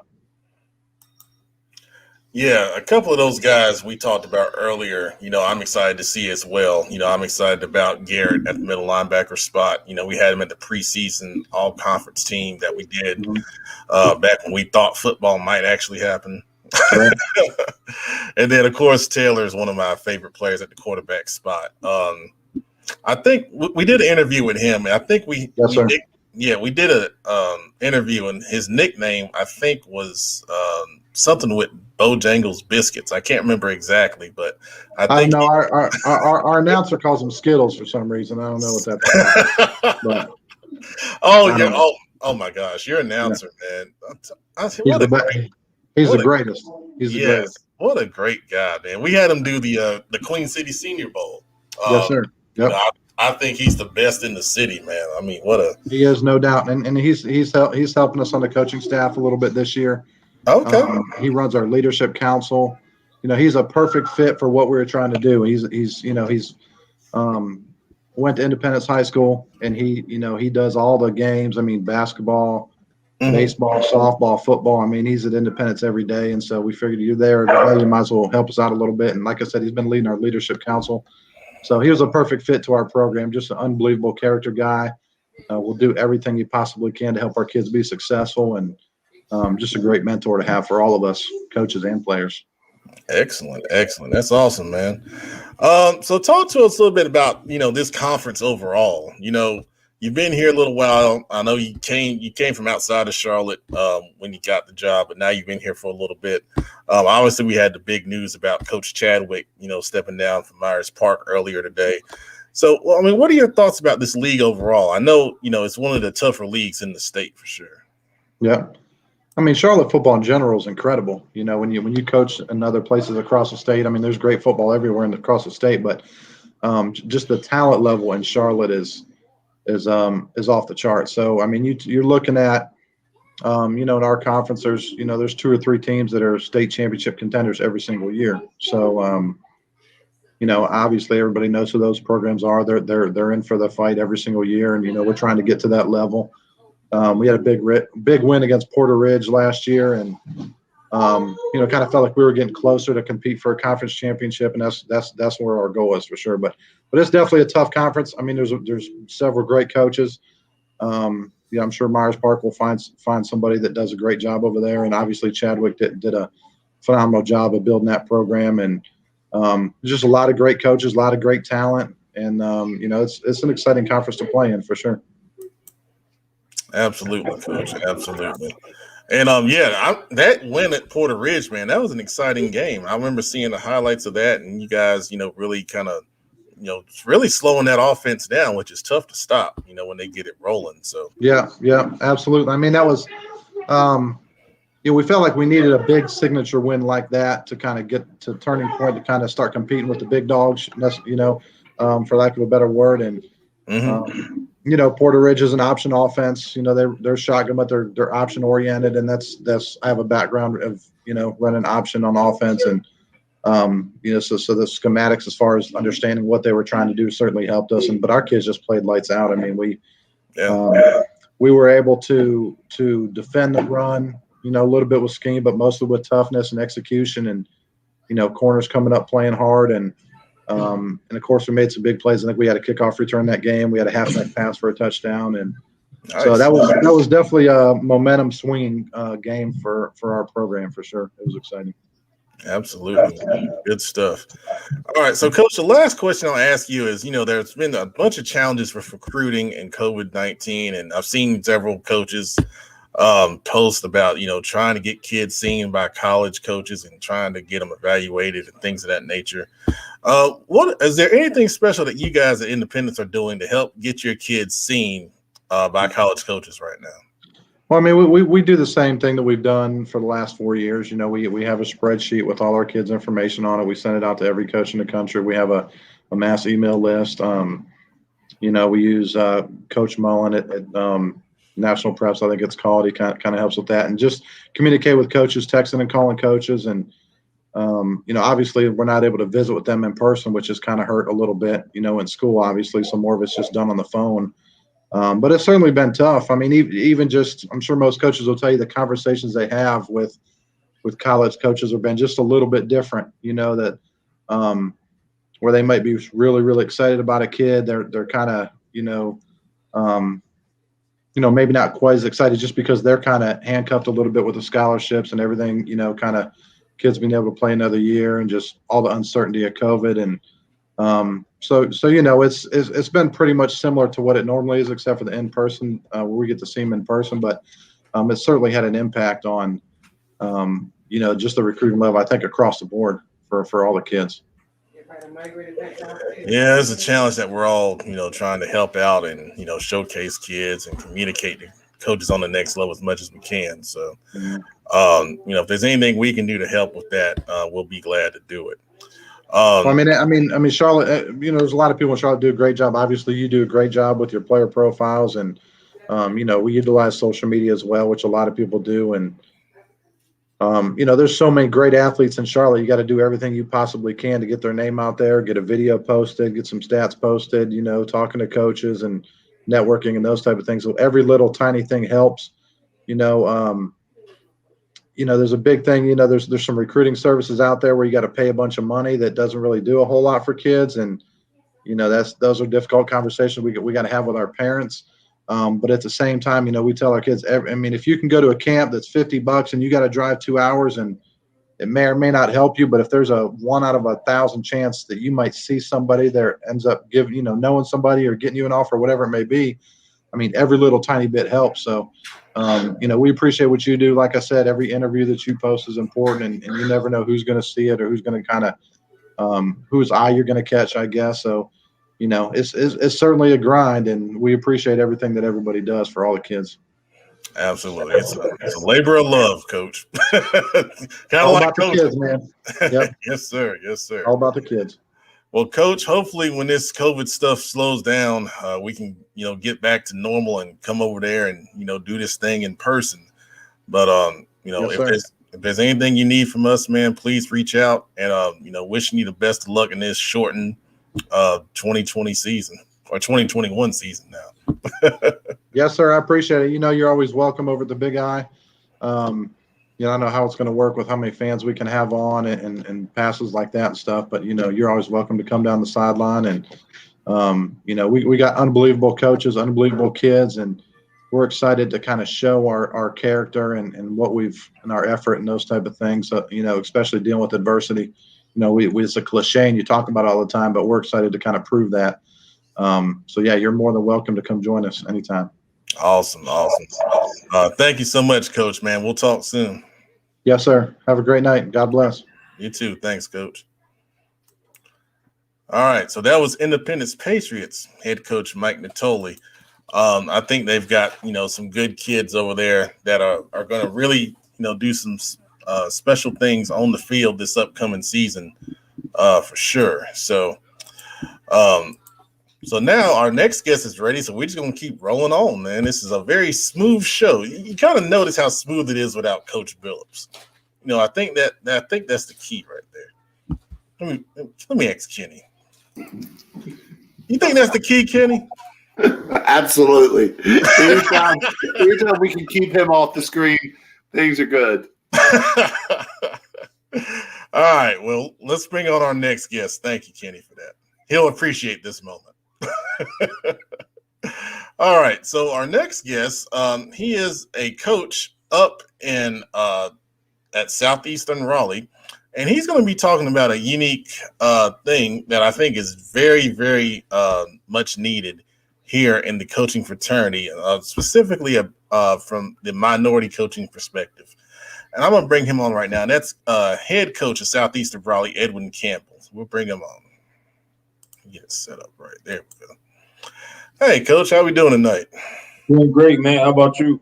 I'm doing good, man. So just to start it off, talk about what you are doing along with Coach Simmons from Huff High School as far as networking for minority coaches. So essentially, Coach Simmons is a guy that I worked with a couple years at Vance High School up in Charlotte, a really good friend of mine. And, there's another guy up in Charlotte, Coach Lash, who does a really good job. He has an organization as well. But Coach, he reached out to me a couple weeks ago and said, I just want a space to kind of connect, give information, share ideas and things like that. So I said, well, man, let's kind of put it together. Give me a plan of what you want to do and where you want to see it go, and let's kind of go from there. And he sent me all the details and everything he really wanted to do with this organization. So far we've had pretty good turnout. He wanted me to help him gather some coaches from this side of the state. He was going to do a good job of getting all the Charlotte coaches and surrounding areas on that side. So the big thing we want to do is just give coaches as much information as we can. As far as teaching jobs go, coaching jobs, just anything. And it's not just football specific. And we want to be very inclusive in this as well, to other sports as well. So it's going to be, I think it's a huge opportunity for us to grow ourselves as young coaches, as well as minority coaches. And as you can see, it goes up every level. They have it in other states. I know Georgia, Tennessee, I think Illinois, they all have the association. No, I'm sorry, Missouri. So they have the association as well. And what we want to do is just be that bridge, and give coaches from one side of the state opportunities to bounce ideas off each other. Or, for example, myself, when I was able to move back to the area, it wasn't hard for me to find a job, whether it be teaching or coaching. So we want to make sure that gap is closed, especially getting teachers in the building and getting people certified. That's a great initiative, Coach. So is this kind of mixed in with the Minority Coaches Association here in North Carolina? So essentially, I think we're going to work really closely with Coach Lash and his group because, I've spoken with Coach Lash a lot early on in the early stages of his group as well. But this is just really a collaborative space, just via GroupMe /group messages. So really not as formal, I guess you would say, as Coach Lash's association. Mm-hmm. So how can minority coaches? Well, I guess I shouldn't say minority. How can any coaches that are interested, sign up for this opportunity? So, Coach, what Coach Simmons and myself did, he put together a group me, and what'll happen is the coaches will be added into the group me, and what we do, like I said, is pretty much. I know, like this week, one of the big topics we talked about was workouts. So, what were some of the things coaches were doing as far as working out with their kids? In Wake County, currently we're not able to get in the weight room, so we were sharing ideas of different things to do. Other counties were talking about they can get in the weight room, and we were asking questions about what are some of the protocols when you can get in the weight room to look forward to. Just so, right now, safety is the number one thing, and making sure we can get to a football season and be able to play it safely. Yeah, and that's something that we've talked about on the show is, the only people that in North Carolina have pretty much played are the private schools. And there's not a lot of them. So you're trying to figure out the best way on, following these protocols, being safe, yet getting the work in that you need to do. Because to your point, you're not being in the weight room. You got to be strong. I mean, there's no doubt about that. So you're trying to just find the best way and sharing best practices. I mean, that's what all coaches do. You beg, borrow, and steal. So, setting up a platform for that, I think is awesome. So talk about the challenges that minorities face in coaching professions. It's been a hot topic, especially in the NFL. When you look at Eric Bieniemy from the Kansas City Chiefs, we all feel he's qualified for a head coaching position, but he can't get that. So what are the challenges? What is the source behind these challenges, and how, can we overcome, those challenges to get more equity within the game? So one thing I'll say at the high school level that I think minorities that we need to do better to become head coaches at the high school level is, one, certification. Teaching certification is extremely important. A lot of, because essentially that person, that head football coach, is going to be in charge of, 20 to 25% of that school's male population at any given moment. So it's a really good idea to be able to be in that building in some capacity, where the kids can see you as more than just the football coach. And then that also kind of builds camaraderie within the school. So I think that's one thing that we need to do on our end. Being open with each other as far as interview process and, some of the things that people look for in interviews.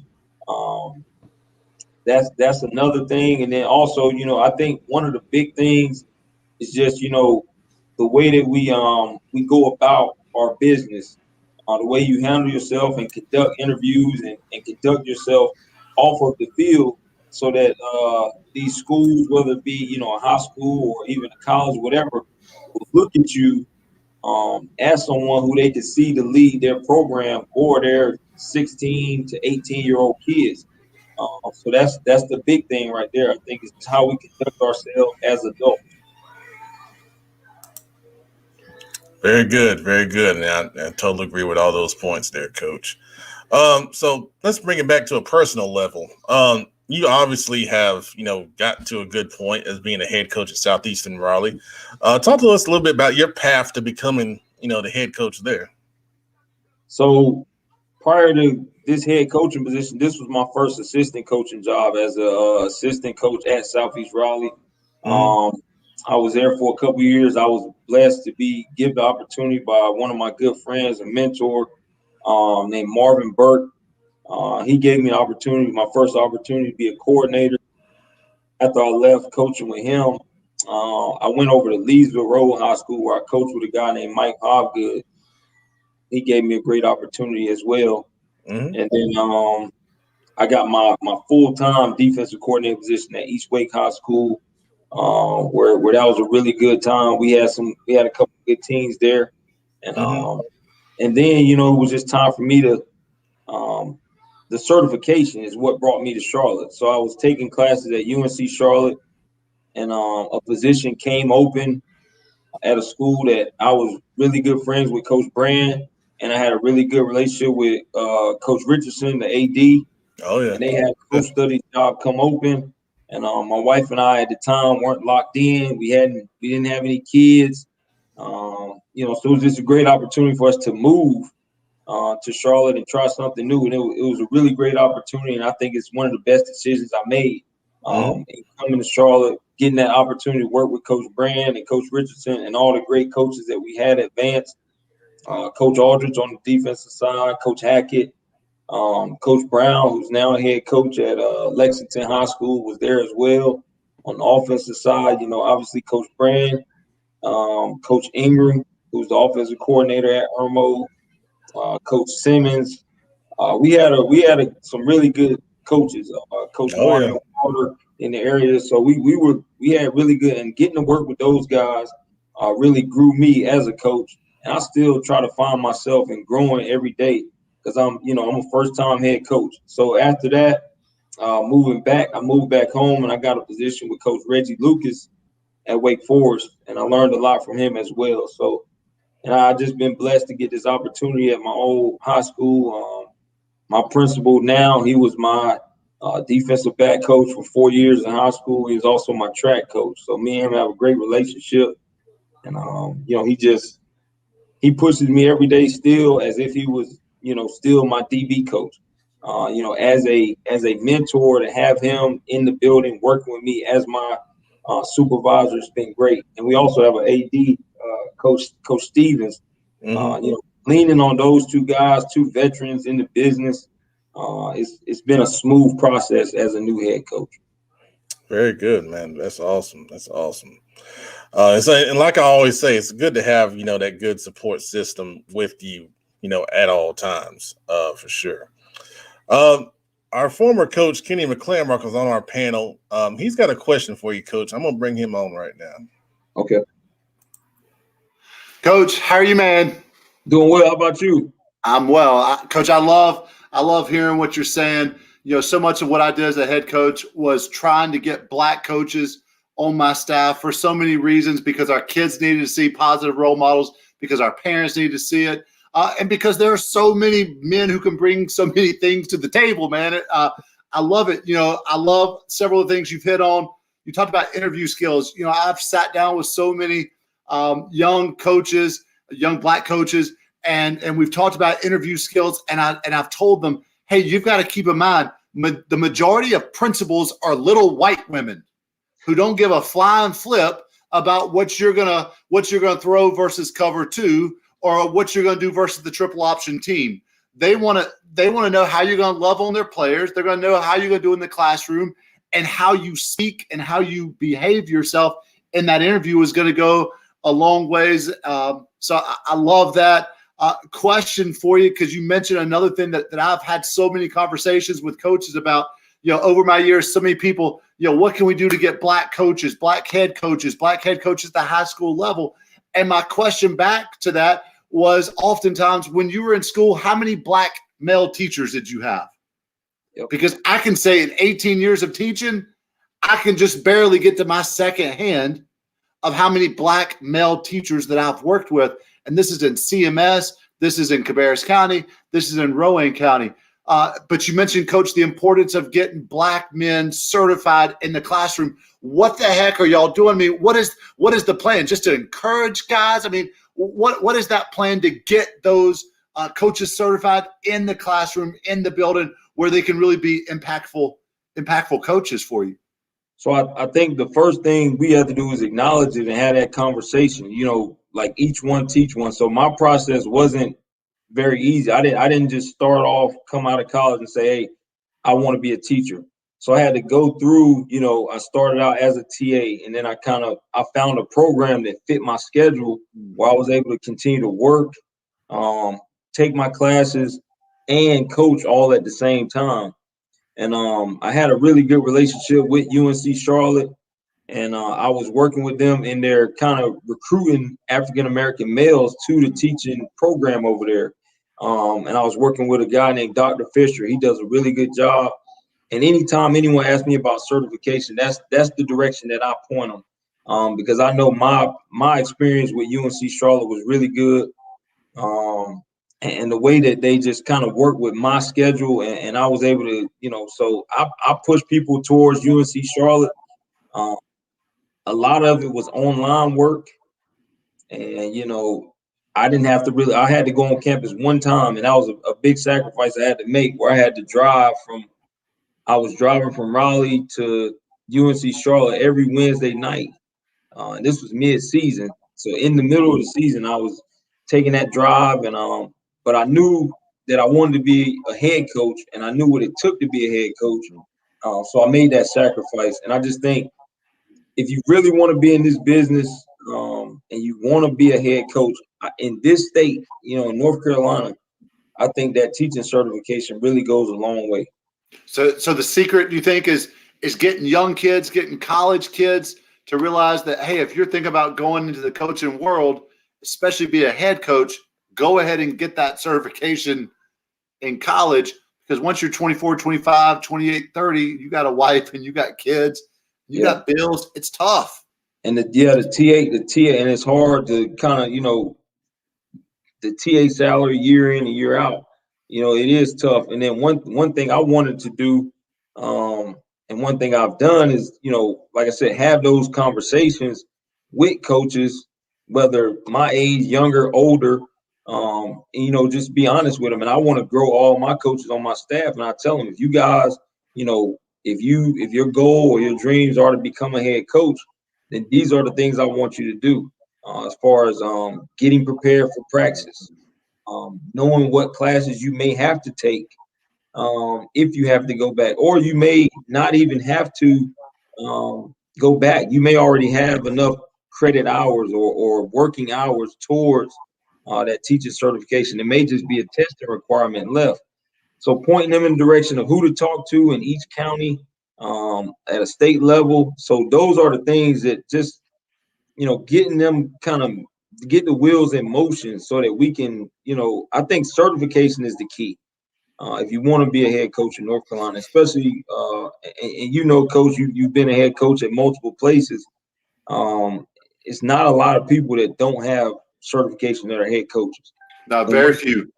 And right now, I see a lot of people are going away from the lateral entry, as far as, giving you time to take the courses and the test. They're doing, I can't remember what the name of the program they're doing now, where it's almost like you're doing like a 6-week program over the summer. And it's, so I don't know if that'll drive more people away, bring more people in. I'm not sure about that. But I just think the biggest thing we can do is get kids when they're younger, if they want to go into coaching, get them to get that certification. Because, I thought coming out of college, I got my degree, I could easily just go be a PE teacher. It shouldn't be that hard. But I mean, and that was the thought. I said, well, I'll just go do PE. And then when I got into it and had all these conversations with different principals who all did help me along the way, it took me some time to find the right program that fit my schedule at the time. And luckily, my wife was able to, kind of help push me through that. So that was huge. Thanks, Coach. Thank you. Thank you, Kenny. That's great stuff right there, man. All right, Coach. Just to finish it up, man, I'll give you a chance here to talk about your kids at Southeastern Raleigh. Some kids we can look out for this upcoming season. So we Southeast, not Southeastern. So sorry. So it's just Southeast Raleigh Magnet High School, and we've been working out a little bit before Christmas. Is when our county allowed us to start back. We've got a really good senior class. Defensive backs in the senior class are really dynamic. We've got a couple good tight ends. But I think a couple kids are going to have big years. One of my defensive backs, Christian Ruffin, I think he's going to have a big year. He's got a couple offers, whether it be, 1AA stuff or Division II stuff. We got another kid named Bryce Beard, who's a really good defensive back as well.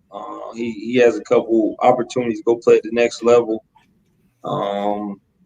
Sheldon Hankins and Mills and Christian Mills are two really high academic kids and really good football players with, they have over a 4.0 GPA. And their test scores are really good. So those are four of my seniors that I really look forward to kind of leaning on this year. And we've got a huge group of seniors that is a very talented group. Got a young man named Jeremiah Francis, who we expect to have a really big year for us as well. And just moving on to some of my younger kids, I think a name that people will hear from our program will be a young man named Brian Pulley.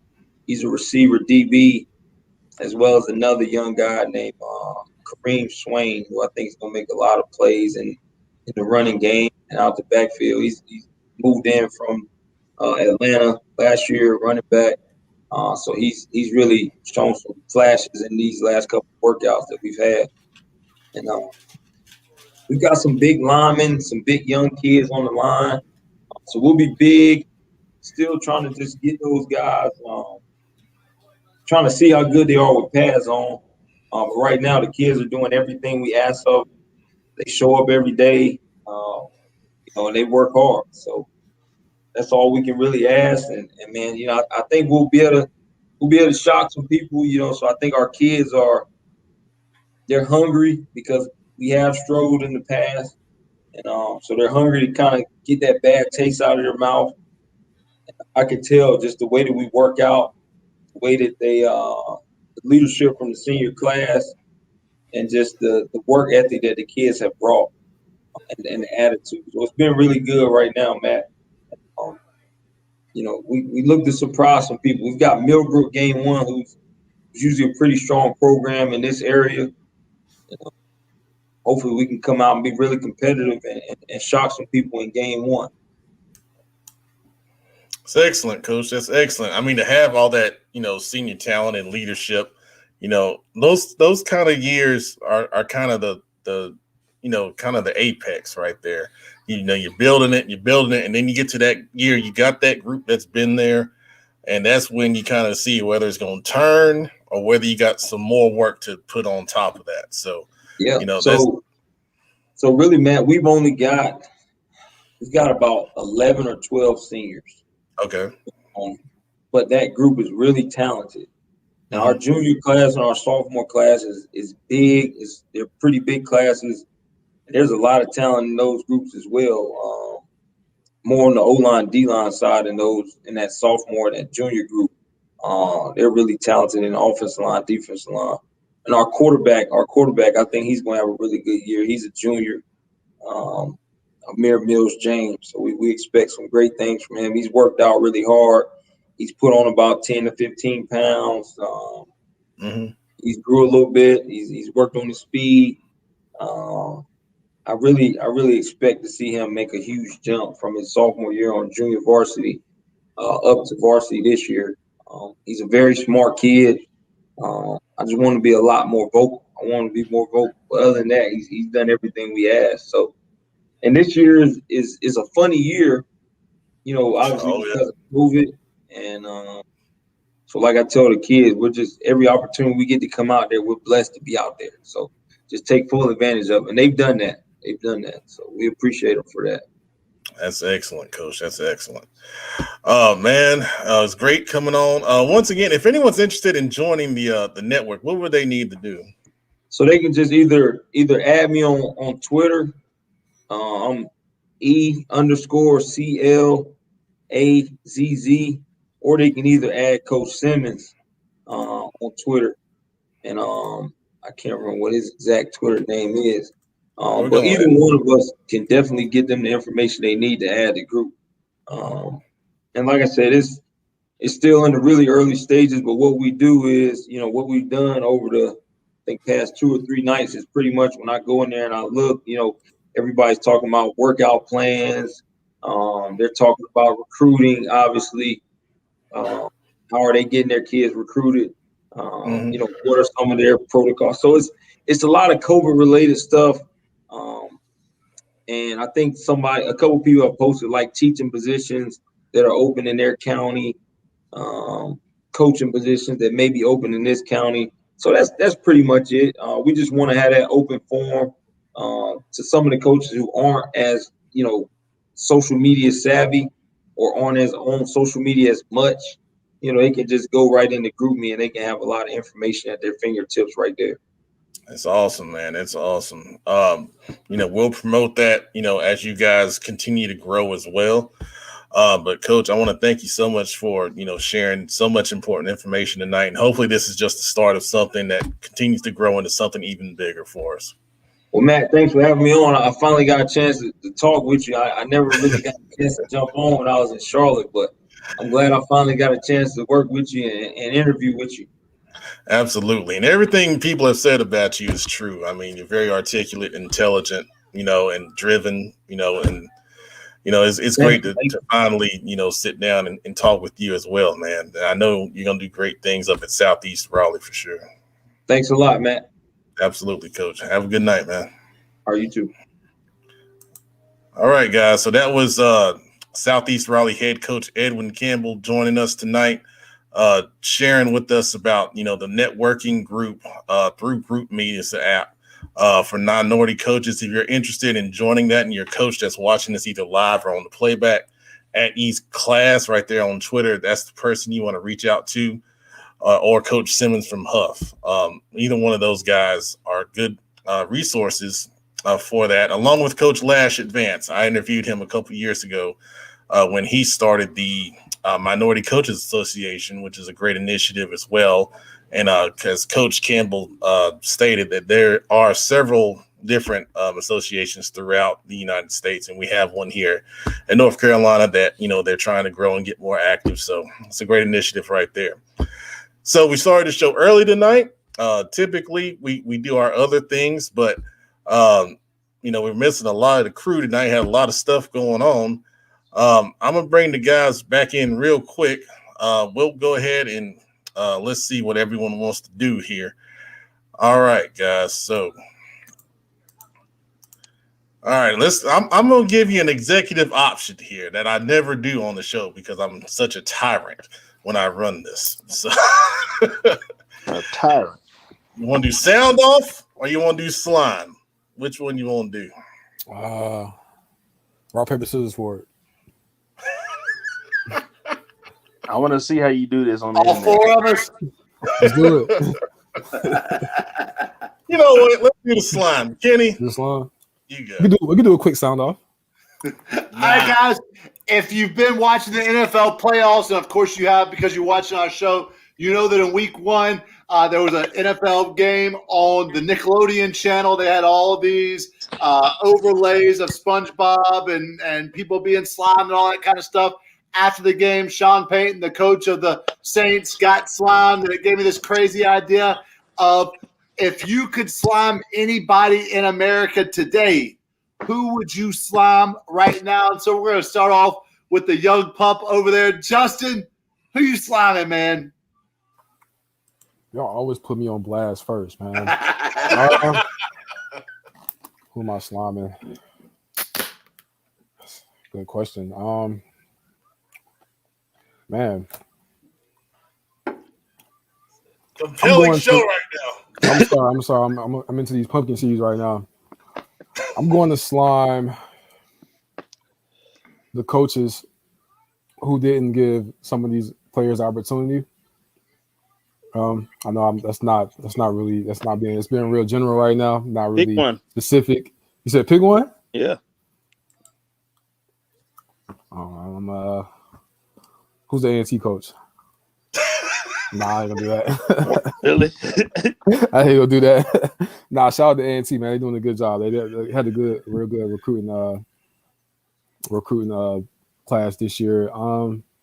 Nah, but I guess I'm a slime Trump. I'm a slime Trump, even though he's been out the office for a couple years. I know that's random.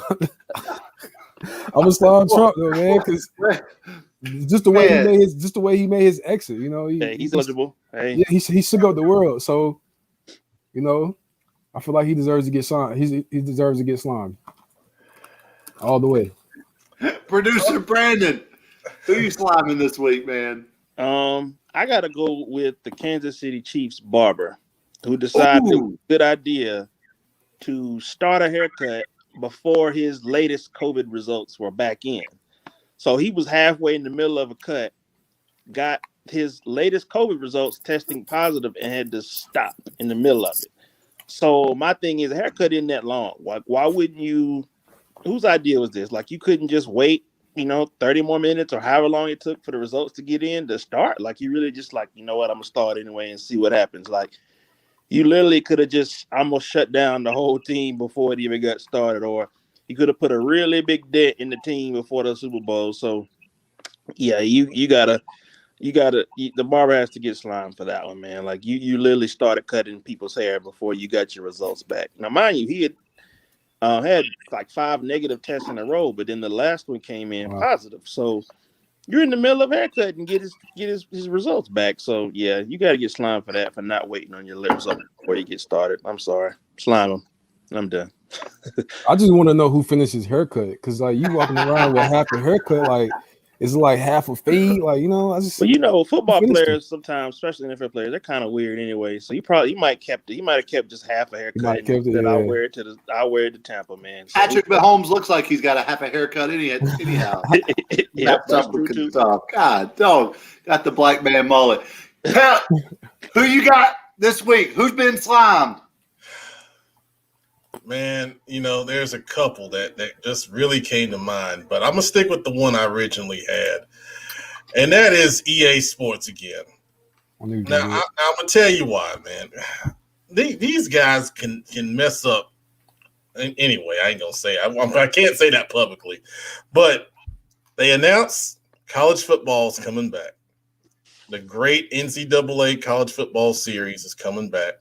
They hadn't had a game since 2014. Great. Everyone's excited. Awesome. And then they come back out and say, yeah, it's great. We're really excited to get started on this. And then we'll see you guys in a couple of years. A couple of years? You have been gone for 8 years. You announced that it's coming back, so everyone thinks, okay, give them a year, they're going to, update it and everything will be good to go. Why does it take a couple years, man? I know it's been a long time, but announce that stuff when you're ready to go, man. I mean, we already been struggling enough as it is.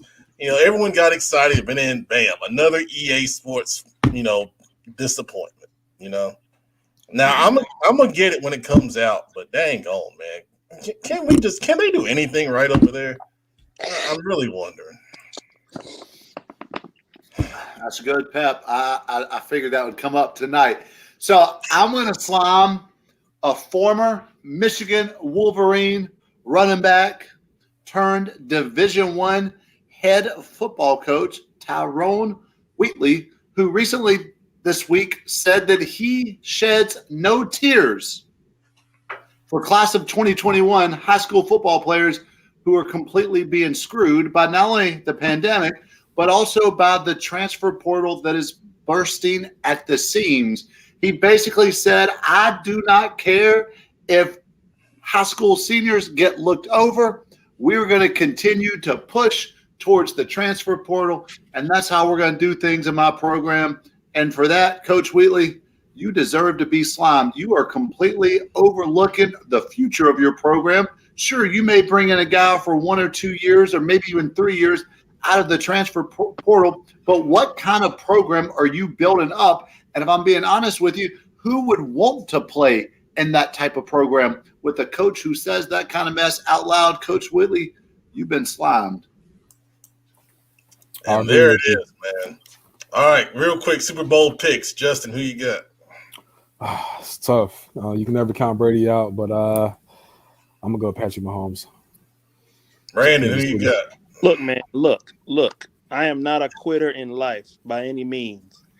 I'm not. I don't give up easily. But you know what? Tom Brady, I surrender. Like I very rarely surrender and give up at anything in life, man. But fine. Just give it to him, man. He's obviously a direct descendant of Jesus, and no one knows it. I'm giving it to him, man. Tom Brady, fine. Just take it, man. Take the trophy, man. Just let him have it. Fine. Tom Brady. Oh, God. Kenny, who you got? That fool said this week that he wants to continue playing past age 45. Good night. Well, my little boys asked me tonight, we're eating dinner, and they said, Dad, who are you picking for the Super Bowl? And my answer was simple. I said, I'm not picking the guy who your mama thinks is hot. That is for sure. I'm going with Patrick Mahomes. 1 year ago, almost to the day, I posted on social media, there is no quarterback in the world who I trust down by 10 with 9 minutes to go more than Patrick Mahomes. I remember watching him throw for 8,000 yards in one game at Texas Tech, and the announcers talking that he was just a college quarterback and he would never amount to anything in the NFL. And I said it then, those dudes were idiots. Patrick Mahomes is the best quarterback when he retires that we'll have ever seen, and I'm going with Patrick Mahomes this weekend. It's a good pick. Now, we've seen this game already. We saw the Chiefs defeat the Buccaneers earlier this season in Tampa Bay, 27-24. They're talking about rain. They're talking about, all – and Tampa Bay's at home. All those factors say pick Tampa Bay because of Tom Brady. He's the GOAT quarterback and then all that. All that being said, I'm going to pick Pat Mahomes just because, you can't deny greatness, man. And I think it's finally time for Tom to sit down somewhere. I mean, I'm almost worried now that he just doesn't want to be at home with his wife. He just wants to, stay out there and hang with the boys and, do all that kind of thing. So that's what I'm thinking. Him and Gronk. Exactly. A little tight. All right. For you 14 people that are still watching, thank you for hanging on with us all night long. It's been a really, really good show, I think. One of the better ones we've done in a long time. Next week will be our SOMEX 7 focus. Kenny, who's our coach next week? Our college coach. Oh, put me on the spot like this. Holy cow. Hold on, Pat. I see how it feels. It's a good one next week. Hold on. Next week, golly, my phone.